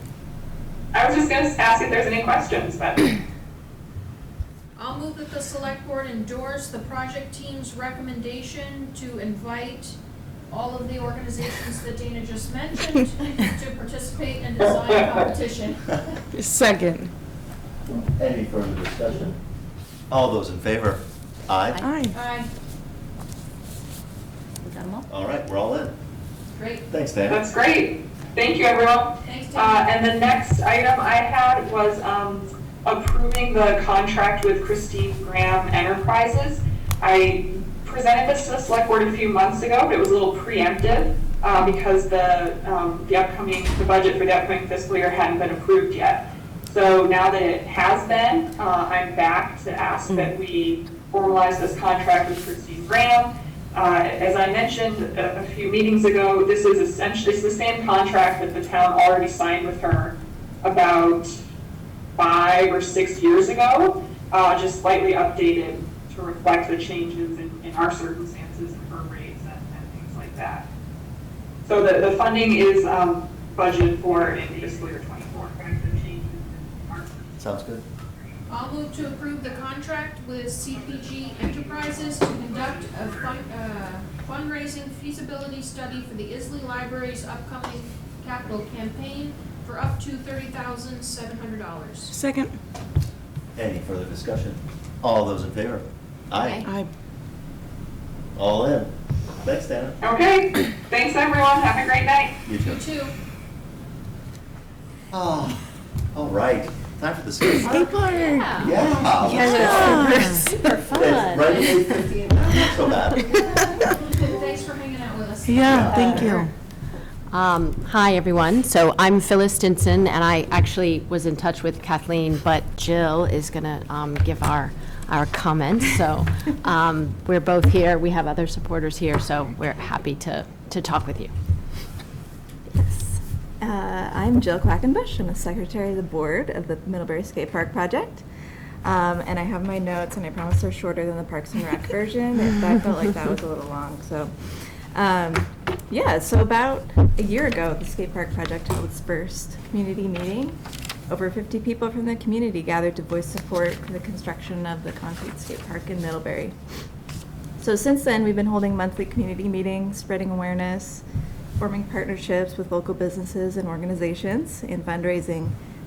We held a fundraising event at Nada in November. Is that how you say it? Note. Note. See, That's I'm how new I to say town. it. I'm new too, but that's I'm how I like, say it's it. the pizza place under two brothers. And it was well attended, brought in over $6,000. So since that event, we've incorporated with the state of Vermont. We formed a board of directors and received our 501c3 status. We've been working closely with Dustin, with Parks and Rec, and Bill, Public Works, to learn about the process for creating a new rec facility. Keep them up to date on what we've been doing, and discuss the next steps as we keep moving ahead. We've done some research on our permits that we might need, and I managed to have the wetlands surveyed in Rec Park near the swimming pool and she flagged the border of the wetlands, so there needs to be a 50-foot buffer, and as long as we're outside that 50-foot buffer, we don't need a wetlands permit. So if you're interested, you can go out there and scope out the pink flags. That's the wetland. And we have also, we met with the UVM landscape design class that was just mentioned, that are working on the stormwater design for the Mary Hogan site, the northern part of it that includes like the sports center and the sports and all of that. We're participating in the Vermont Healthy Communities Technical Assistance Pilot Program, and we're also working with Addison County Economic Development Corporation to have the skate park project added to their project prioritization list. We've been in touch with ACSD Facilities Director Bruce and plan to present to the school district board soon officially to ask for the permission to build a skate park at the proposed location in Rec Park south of the pool. And while I'm on the topic of the school district, it's my understanding, and thank you to David, he's not here, for clarifying that there was not a lease executed between the town and ACSD for Rec Park. That I don't know if that The renewal wasn't. Yes. There has been a long-standing agreement governing the use of the rec park.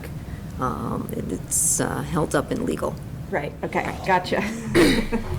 And so I would like to request, like, when that kind of gets further along, to consider special language for the pump track and the skate park, to allow them to be open to the public anytime the park is open, even during school hours at Mary Hogan, because I know that there has been some discussion about rules of usage of the fields during school hours, so I just wanted to make sure that the skate park and the pump track could both be usable by the public. So that was just something I wanted to mention.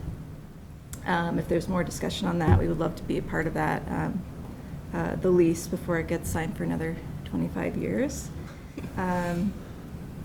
So this spring will be the start of kind of a fundraising season for us now that we have our 501c3 status. We're creating lists of prospects to contact for major donations and seed funding, planning fundraising events, other grassroots fundraising campaigns over the summer. We're preparing as much as we can to apply for a VORAC grant. There's nothing been announced on the deadlines for that yet. And on our radar are the Building Communities Recreation Grant and Land Water Conservation Fund Grant. We've submitted a pre-flight application for Better Places. And since the pump track finished their Better Places grant process at the beginning of this year, we can't submit another project until 2024. But we're still working on that, and I feel like we're in a really good position to submit that application at the end of the year. And then there's a crowdfunding campaign that would launch in early 2024. So as far as our fundraising goals and timeline, initial goal is about $30,000 to $50,000, which would enable us to hire a special skate park design build company for the design. So that would take us from the initial concept to finished construction drawings. We're optimistic about the enthusiasm and generosity of our community, and we hope we'll be able to start that design process this summer and have designs in hand before the winter. Having those designs completed will help us to fundraise and win grants for the construction.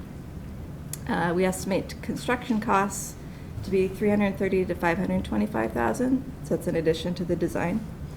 And it depends on the cost of materials and what the design actually ends up being. So if all goes well with VORAC, Better Places, grants, donations, we would love to schedule construction as soon as next summer. But we are also committed and prepared to commit the time and energy to raise funds and keep the foot on the gas for this project for however long it takes. So we have two requests at this point from the Select Board.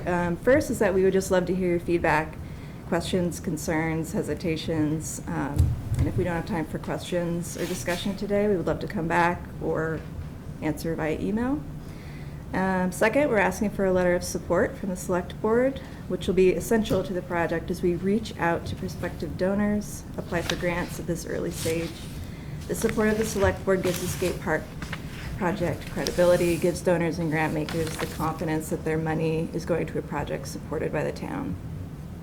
So we appreciate the consideration of the requests, and we look forward to further solidifying the partnership between our nonprofit and the town as we progress with the fundraising efforts, and we'll be back in a couple more months with another update and to discuss a more formal partnership, which would allow us to move forward effectively from a grassroots community effort to end up with a professionally designed and built municipal recreation facility, the Middlebury Skate Park. Thank you. Well That was done. awesome. Oh, yeah, questions or comments? So you have our one pager, Yeah. right? Yeah. So that I Yeah. think is And an the easy way letter. to. Yeah, of course.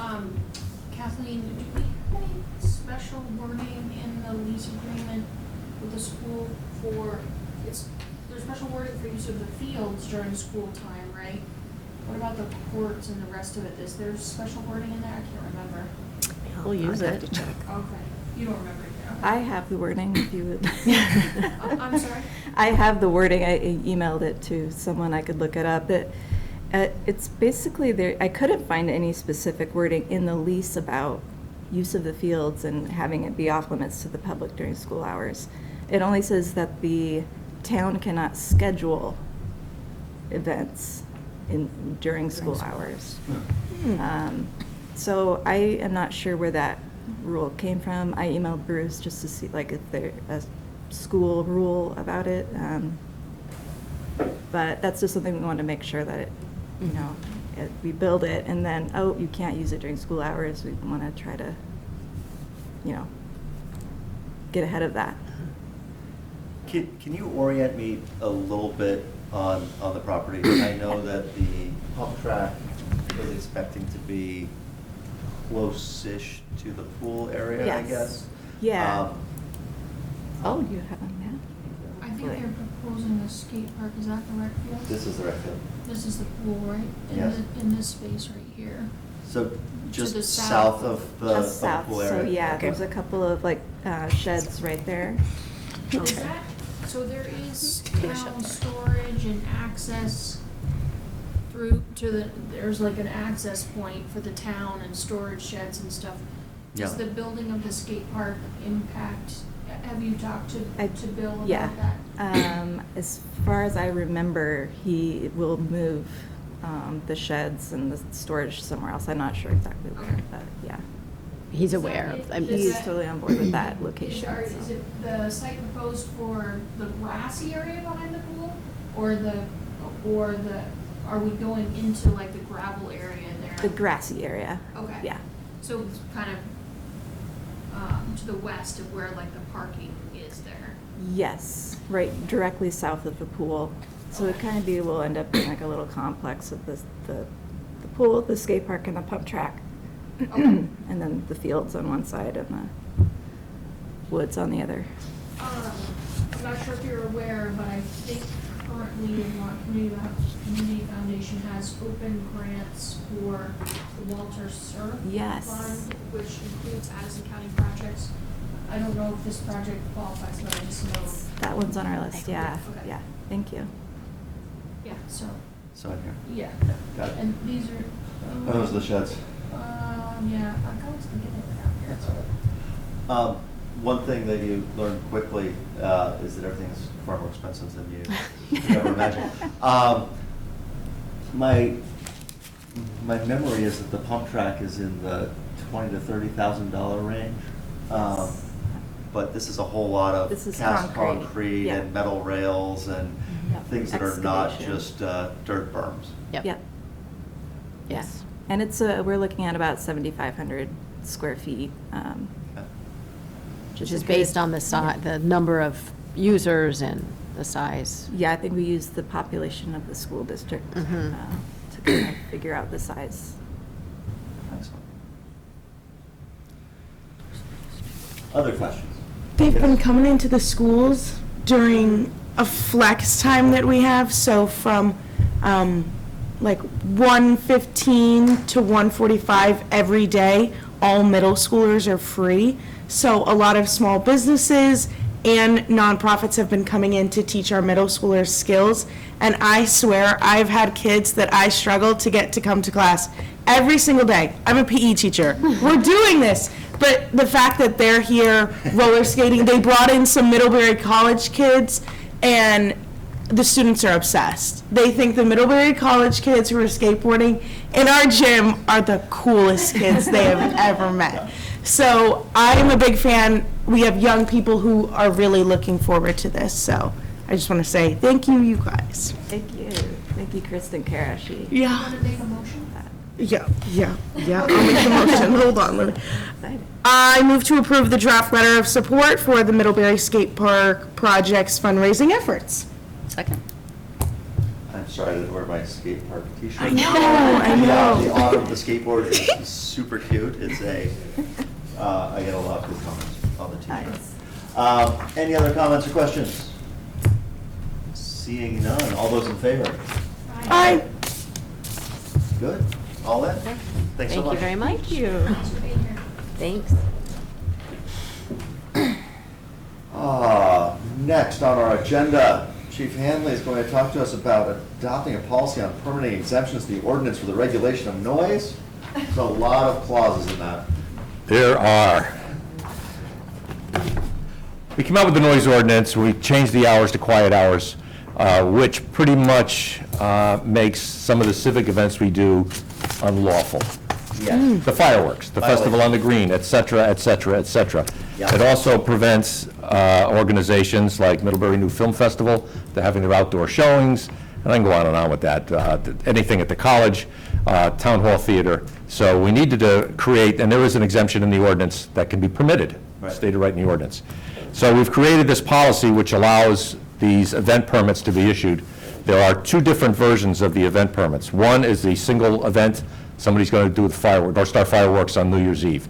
They can come in and get an event permit along with a public assemblage permit.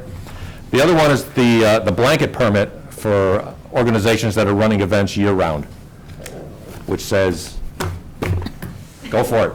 Yeah, Town Hall Theater, Middlebury New Filmmakers Festival, the college, there's a lot of these. They just do these events which really have a civic and social benefit to the town.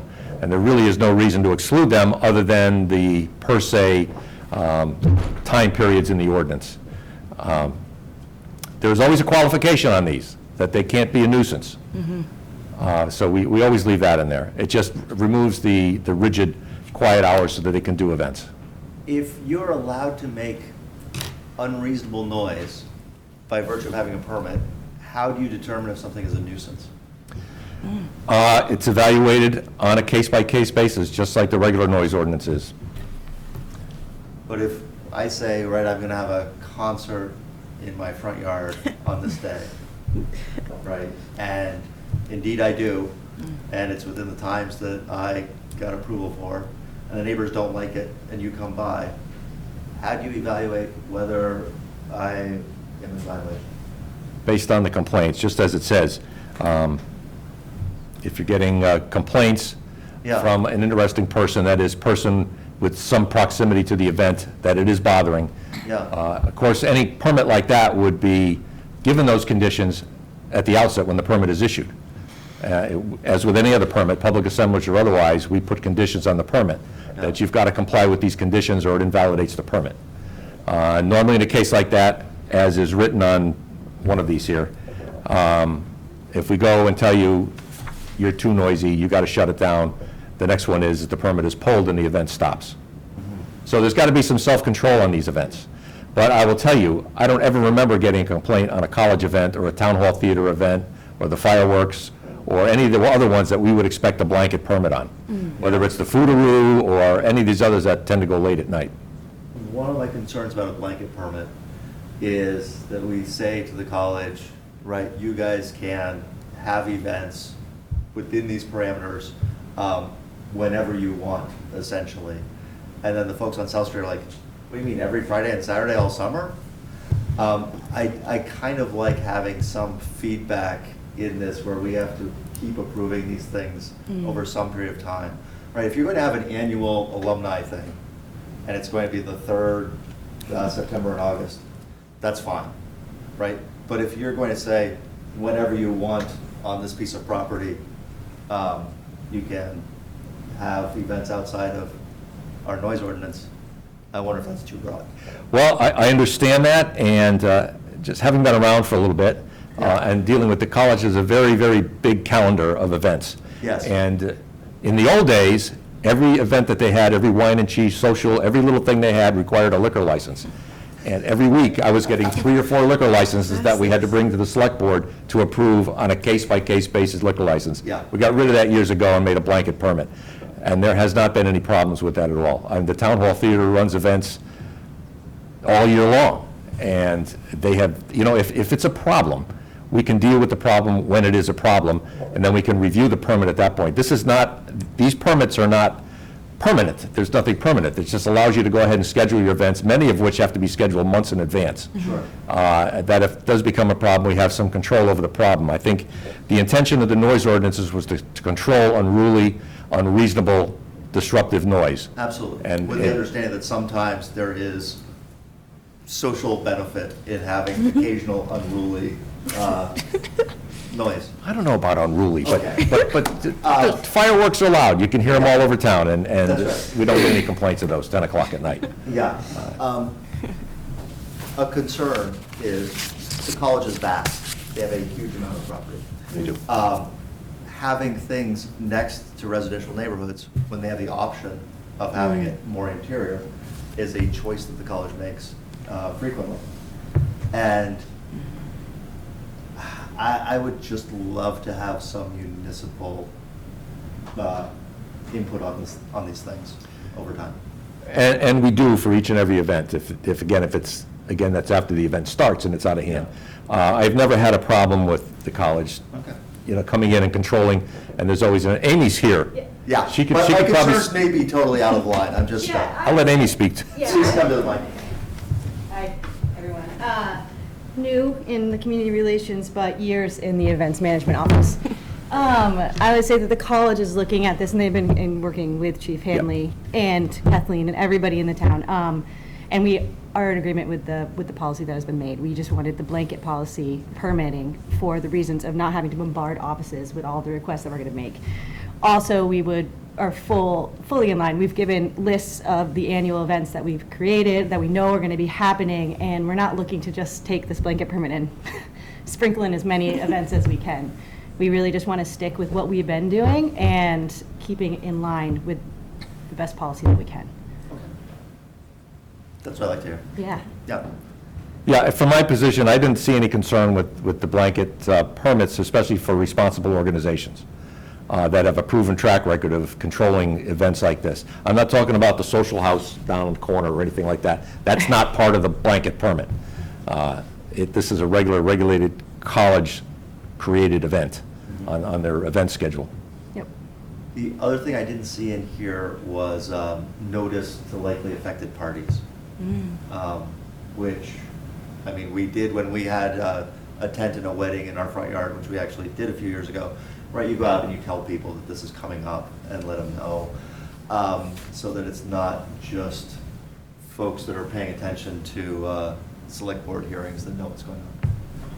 Okay, that could simply be added to the individual event permit. I think that'd be great. We can add a line on that, Yeah. proof of notice to interested parties, and we can figure out who they are. But that's a matter of just amending the form Okay. to do that, and that would cover that. Any other comments or concerns? Fred, welcome back. Fred Dennington again. I was glad to hear the chief say this was not intended for student apartments and places that are off campus, basically. My understanding is that the college events that you're talking about are on their campus primarily and not in residential neighborhoods. They're on their campus. Okay. You know, I'd worked on a draft with you, the notion of licensing events where there would be exceptions permitted in the ordinance for weddings, private family events, or non-residential district events, festivals, the college things under blanket permits, and so forth. I think the idea of revoking a permit, it's kind of the wrong tool in the toolbox, to me. I mean, a license is the proper tool. You can revoke a license for failure to meet the requirements, like a driver's license. A permit is something that typically attaches to land. License is attached to people and their behavior. So Chief, I took the liberty of writing something up that incorporates this, and you might want to check. It just seems weird to exempt things from regulation and then how do you enforce something that you've exempted? A license, I think, to me, seems like a better tool, but check with an attorney if you want to ever enforce something. So, Brett, I think of a license as a kind of a perpetual grant rather than a one-time event type legal instrument. Permits are more perpetual than licenses as a general rule. Okay.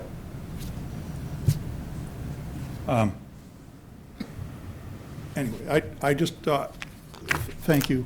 The people who are concerned in residential neighborhoods will be thankful to know that they won't be getting public assemblage permits. The other thing is that public assemblage permits strictly apply to things on public property. Right. You have events that are on private property, like the Marble Works or Cider Spot or things like that. And so it's awkward to do this only through the noise ordinance, only where you have other street vending or public assemblage authority, because it leaves out the events on private property.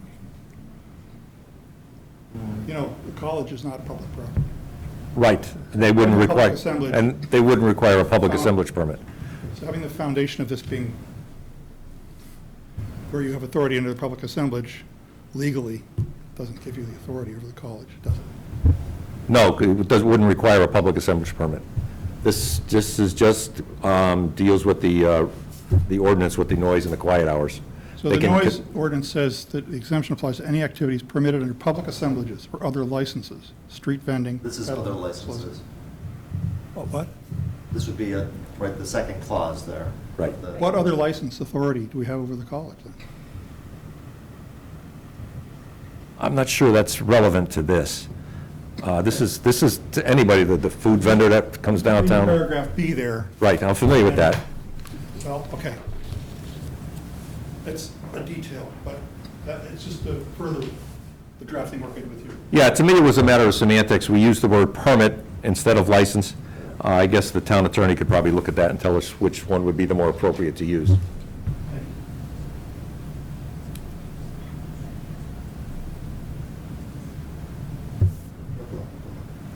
Yeah. I think this is good. Yeah, a good enactment of the desire of the select board to allow these events, which we appreciate as part of our town's culture, to continue in a non-violating way. Right. And when we saw it going through the noise ordinance process, I realized those are going to stop. Right. And we don't want that. Yeah, if anyone doesn't like fireworks, it's the end of fireworks. I do think there's probably some room for coordinating the language between the assemblage and the ordinance and the other exemptions in a way to create some linguistic cohesion. And I really am a fan of linguistic cohesion, but I think that this is a fine effort for now. And if someone who is also a fan and has a lot of spare time wants to bring us something that ties all of the terms of art together better, I'm sure we'll consider it. I entertain a motion. I move to approve the proposed policy on permitting exemptions to the ordinance for the regulation of noise. Second. Is there further discussion or questions? Do we have to host a public hearing to adopt the policy? Not on the policy. Gotcha. Voila. All right, seeing no further, all those in favor, please signify by saying aye. Aye. Aye. All in. Okay. Thanks, guys. Thank you. Thank you.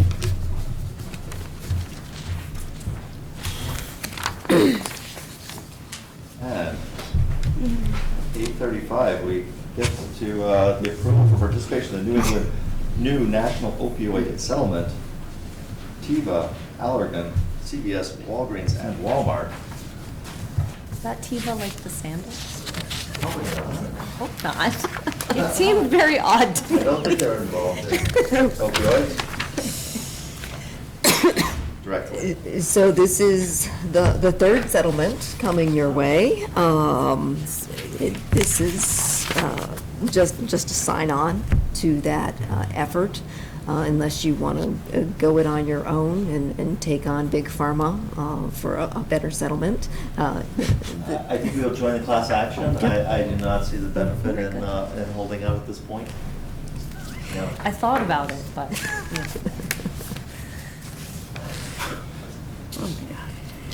So I just have to notify them of our acceptance of the settlement, and we'll find out how much we can anticipate from this. And we'll likely do the same thing that we have done, giving some to Turning Point and some to... That was our initial thought, Yeah. but knowing that the Narcan might become available over the counter, I didn't know if there was some value in retaining for some of that for us to purchase some kits for public facilities like the recreation center.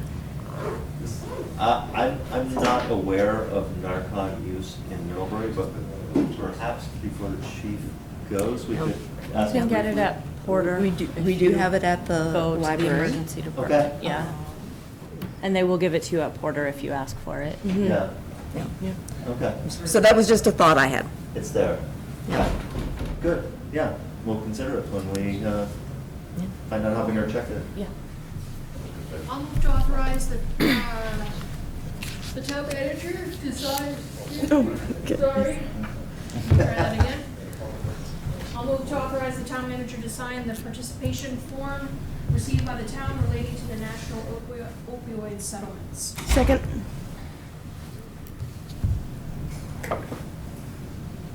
Andy? Yes, All in sorry. favor? Any further discussion? No. All those in favor, Okay, I'm please say getting aye. the message with the eye. Aye, aye, we're there. We have reached our attention. Yes. It happens, oh my goodness.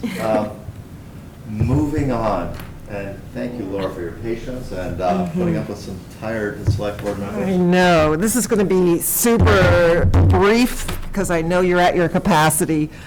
So, thank you. So the 2023 Middlebury Town poll is like, it's modeled after the Doyle poll. It's largely an educational tool. It's an awareness-raising tool.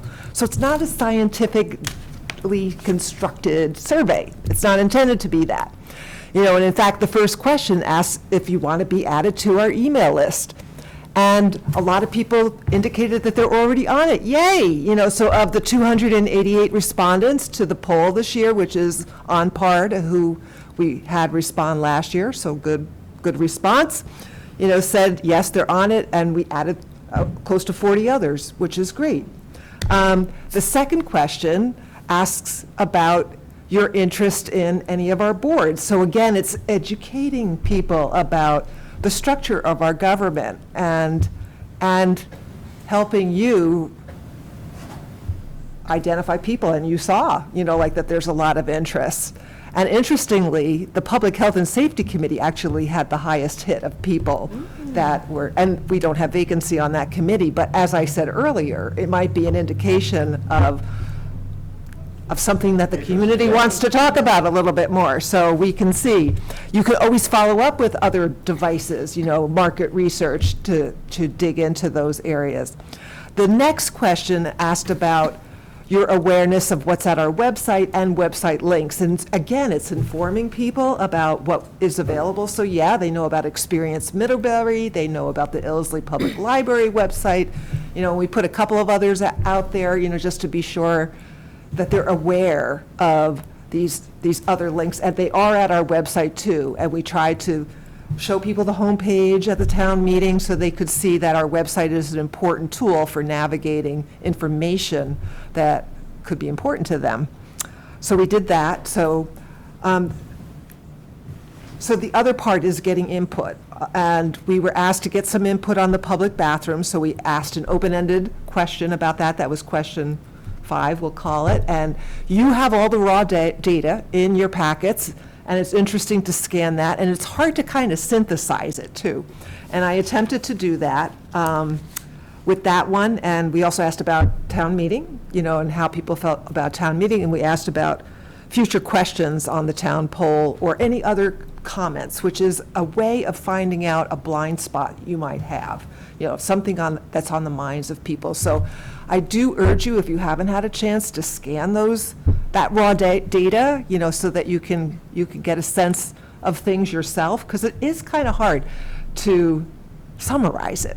And I would never have enough time to do that, you know, tonight.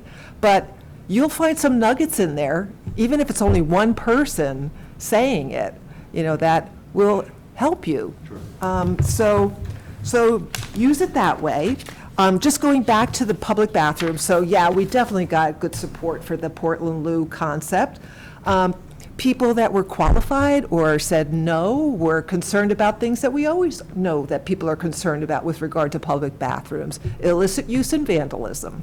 You know, so they want to be assured that you have constructed something that accounts for that. And actually, the Portland Loo, if we look at the picture of it that's in your packet, and I don't know if it's worth our time to pull that up, but you know, if you can remember that, the picture of the Portland Loo, it's vented at the top and the bottom so that you can actually see inside of it.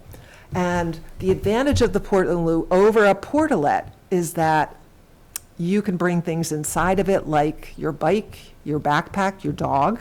You know, like, I mean, it allows for that kind of amenity that's different than a Portalet would. So I think that we got good feedback on that, and you'll find it interesting to read the other comments related to that question. You know, like the National Bank of Middlebury, it turns out, gets a lot of people that go in and use their bathrooms, you know. So, you know, it tells you that we definitely need something at that side of town, and I hope that we can find it somewhere in the post office, a Middlebury Town Green area. So that's the bathroom question. People want us to keep that well-maintained, as eye-pleasing as possible, and locate it correctly. You know, so that's what I saw kind of as my summary of the bathroom project. With regard to the town meeting, I know you've already debriefed on this, so you know about audio being an issue, so I don't need to tell you that again. Regarding location, people are still pretty happy with the high school. The majority of people said, keep it at the high school, but they did qualify it by saying it does seem dark in there. They wondered about, improvement in terms of where people were positioned up front. With regard to seeing the presentation, remember to keep the font size big, which we're doing a good job, but also look at other issues like color, so there's I guess we used red, and red is hard for colorblind people, so you want to, it was interesting. So you get 1 or 2 comments like that that could help you refine your presentation, that could make a big difference for next year. People would love it to be more social. Some people want it to be shorter. Some people want childcare. Some people want it to be informational only, and perhaps have people submit questions ahead of time to department heads so that there'd be more to respond to, because people are introverts and you might get more out of your town meeting. So go ahead and, just read all that feedback to see if there's anything else that could help you refine your town meeting. Of course, people want Zoom and hybrid, because they had that experience and now they want it again, because they want the ability to be able to participate remotely, because a lot of people are restricted. They can't get to a physical location, and I know it's complicated to do that, but we did see that people really missed that, in this last one. They love that it's live streamed, but they want to be able to participate, and we know that voting at a town meeting in that format is complicated, so. Well, also, you can't control, it's supposed to be for residents. Yeah. And how do you sign in and make, So it's hard to explain that to people, and so I think that the people that want Zoom may be willing to say, well, what if you vote Australian ballot on everything, so it's informational only, and they get to participate that way, which would be, like a whole different discussion for us to have in terms of the future town meeting. So look at the responses, in terms of the, are there other questions that you would like to ask in future town meeting polls or comments that you wish to add? I would say that they kind of fell into a few categories. There's definitely what you would expect around fiscal responsibility. So like questions about, well, if you add something, are people willing to take something away, in order to make it manageable? Maybe we need to ask if people are okay with the property tax level, so I kind of saw a few responses related to that, and you might see that too. So take a look at those responses, and then I did see a number of responses related to improvements in the sharing of information and different, on major issues at the website, particularly maybe a place where all the candidate views could be seen in one spot easily, knowing that the Addison Independent does interview people, but it's kind of over a couple of issues and it's spread out. So is there something like what the League of Women Voters used to do, like that's a one-stop shop where you could see who all the candidates are and what their views are on critical issues. So, that kind of thing. I also saw a lot of comments related to walking and biking, which actually quite a few, related to that, either questions that could be asked or asking for improvements, or the status of things like the Exchange Street multi-use path, or other spots that you've already been talking about in terms of bike ped improvements. So that's kind of a quick summary of what I saw, and I hope that we continue to use surveys. This is one kind, but that you have SurveyMonkey. Doing an online survey is easier in terms of collecting data, and that's something that we always weigh with the town poll, because we know we do both. We allow people to complete it as a hard form, and I would say maybe half did it that way, half did it online, maybe a little more online. So it's harder to gather all the data when it's written on forms, but the hard work was done by staff, the Crystal and Beth did a really great job of inputting all that data, and I'm very grateful, for all of that information which you can scan. And so can anybody that's watching tonight. It's in the packet, so anybody that's interested in the town poll results can look at the raw data. That's now available. I have questions, but not tonight, Mhm. about the Portland Loo. When I look at that, Laura, I just don't see how that works in our climate. So did you tell me that I shared with Kathleen that I did check with Burlington, which has a Portland Loo, and they said that it's been working. There were a couple of sub-zero days where they had to turn the water off, and they anticipated that, and they turned the water off, so they weren't having freezing pipes. But other than that, they used it through the winter, and all year round. And in fact, they're going for a second one. And in fact, they said the maintenance costs that we saw, was nothing near what it was really costing them to maintain the Portland Loo. So that's the information that I found out about that. So there is one in Burlington? Yes, if you go to City Park, there's one right there on the concrete pad at City Park. If you're looking at downtown, imagine, the concrete pad that's over by the post office right now where the bike racks are, those metal bike racks that were restored on the concrete pad. You know what section I'm talking about? That's close to,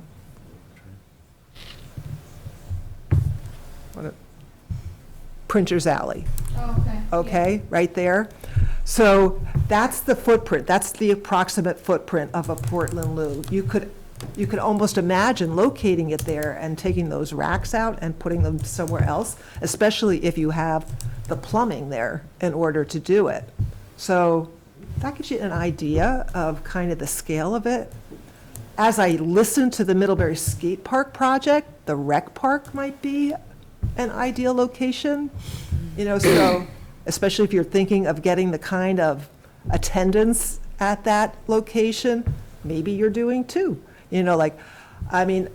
Portalets are affordable, there's no doubt about it, and somebody else is taking care of it, but they get tipped sometimes, and they don't have the amenities that a Portland Loo has of being able to bring a child in with you, or your stuff if you're traveling through, like your backpack or your bike, so imagine how much more convenient that can be.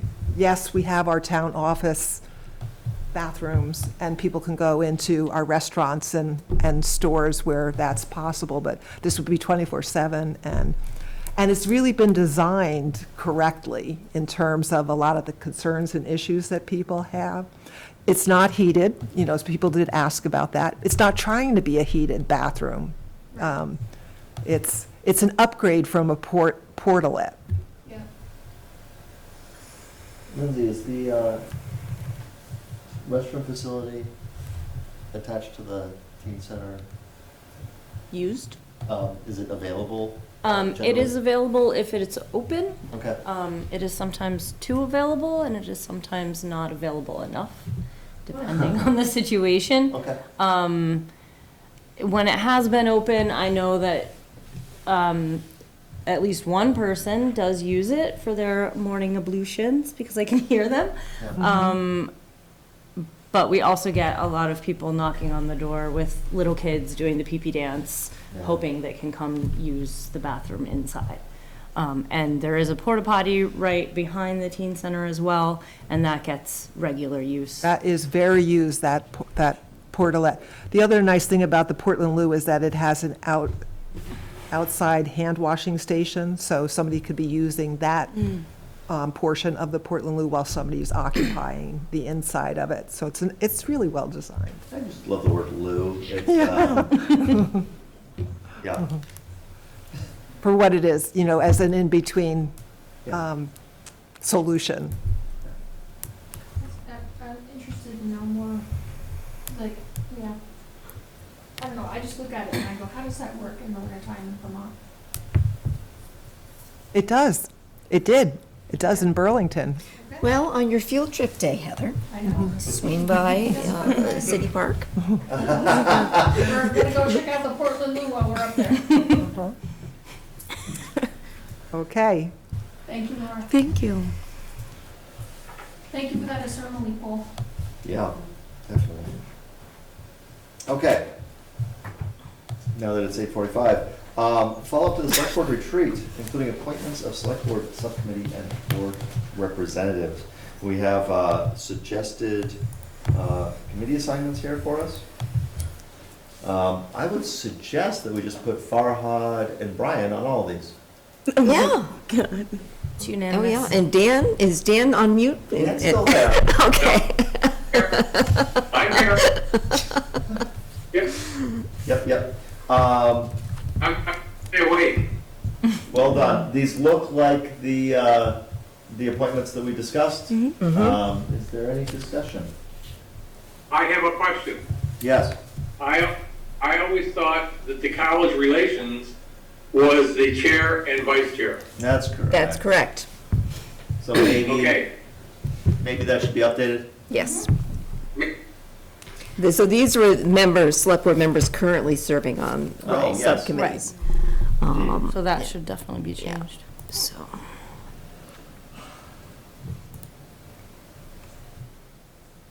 All right.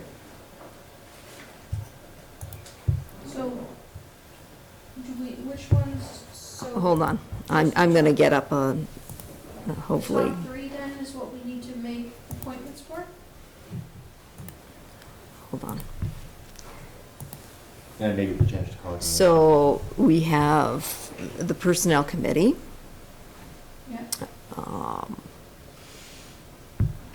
This year's Personnel Committee was Heather, Dan, and Brian. And that doesn't meet regularly, That correct? meets Just as once or twice a year, things come perhaps. up. That's to review you as our, The board reviews me. Yeah. This is more for any new positions. okay. And one thing coming right up is the interview of the town clerk candidates. Yeah. Okay. Dan and Brian have it. Amazing. Okay. Yeah. So Andy, are you good staying on public health and safety and infrastructure? Yeah. Yeah, because public health, do they meet every month or? No, they meet as needed. Right, I think that's we what I met thought. twice last year. I love that. Love that committee. Yeah, the chief's not real bit in favor of meetings, so. He makes them short and sweet, too. Absolutely. So our DEI group, Lindsay, Farhad, and Esther, and Isabel? Is it? Yeah. Good. So We have Andy to- and Dan still on public health and safety? Heck, yeah, we are. Of course. Parks and Rec, Isabel? Yeah. BMP, Farhad has been loving that. It Or makes he sense, does. Yeah. makes sense for him to do that. And Dan, are you good for DIDC? Yeah, just schedule the meetings when I can be there sometime. Okay, so, Let's stop traveling the globe. It's just ironic, I just could not make that meeting and it was rescheduled like 3 times. yeah, and it still hasn't happened, Dan, so.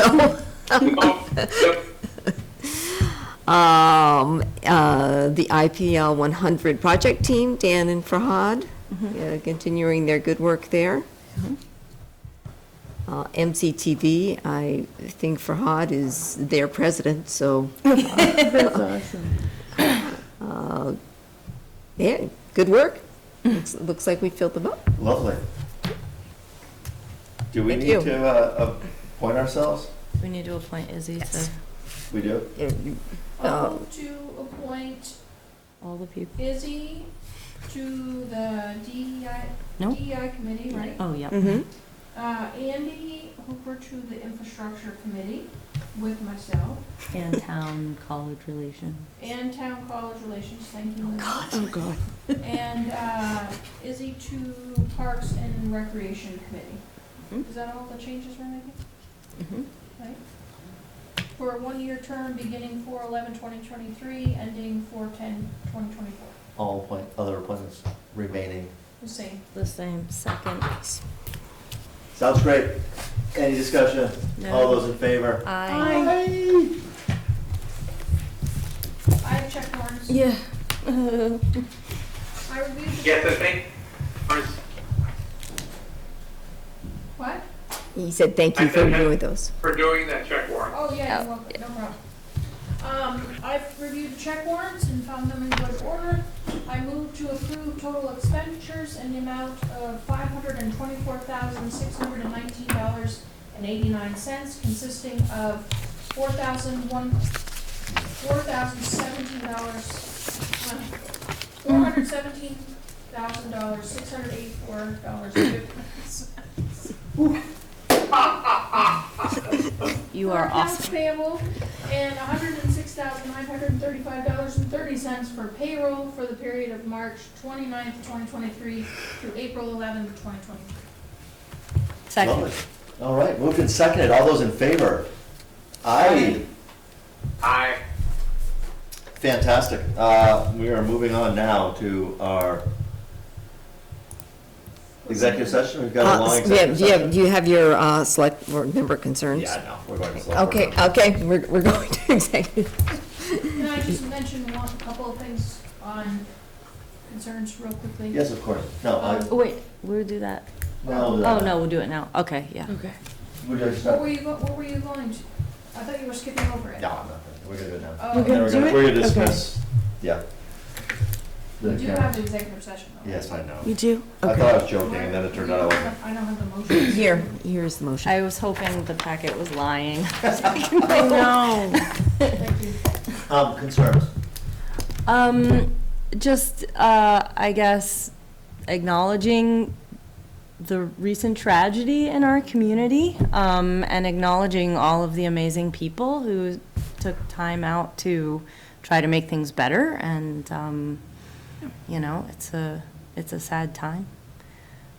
So, yeah, that's it. Absolutely. I was going to say something similar. Thank you to anyone who supported our students through this time. I think it was really important for me to see that a lot of resources were being sent to our students and sent to our community members, and an outpour from surrounding communities as well. Not just other people, not just businesses, but other communities. And that was really great. And I also want to give a shout out to any of the nonprofits and all of the small businesses that have come into the middle school to help introduce their business or their spark to a younger generation. It's been really awesome to build that community within a small scale.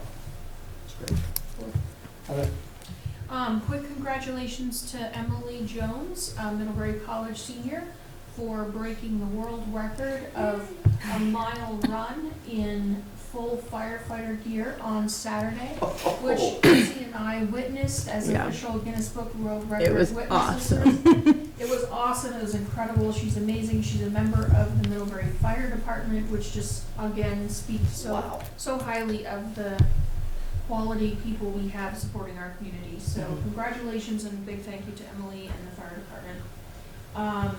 Just a quick note, I will not be attending the May 9th meeting. That is my son's 17th birthday, so I will not be here. And Dan and I are working, I'm switching for him, and hopefully he's switching for me, and we'll work that out. And then Emily mentioned quickly tonight the Barnesbrook Watershed Forum that Riverwatch and CVUUS is hosting. That is May 2nd at CVUUS from 7 to 9, if people are interested in attending. May 2nd, 7 to 9? Yes. That's a Tuesday. And then I think I need to update the email that might be on the town email list. Probably, I need to figure out how to do that, because this probably was my old email. I don't think I get those anymore. Okay. Anyway. That's it, I'm done. Excellent. Dan, what you got for Of course I us? have all these things on the night one. I've got nothing to add to those great comments already made. Thank you. Wow, excellent. Yeah, I also am devoid of additional comment. Let's executive our sessions. I note that Andrew LaRoe, who has been working with us on the executive session item, is in the audience, and perhaps... Invite him in and perhaps bid farewell to our other attendee, whoever it is. Yeah. After you do the executive session. In accordance with Vermont's open meeting law requirements, I move that the board find that premature general knowledge of the consideration of real estate would clearly place the select board at a substantial disadvantage because the select board risks disclosing its litigation strategy. Sorry, I'm supposed to read what's underlined. Disclosing its negotiation strategy for real estate if it discusses the real estate in public. Wow, very good. Alrighty. Is there a We're second? between the lines. Excellent. Okay. All right. All those in favor? Aye. I further move that the board enter into executive session to discuss real estate under the provisions of Title I, Section 313A1 of the Vermont statutes. I would add to suggest an amendment that we're inviting Andrew LaRoe, or is he gone? I think he just needs to turn on his, Good. there we go. Inviting Andrew into the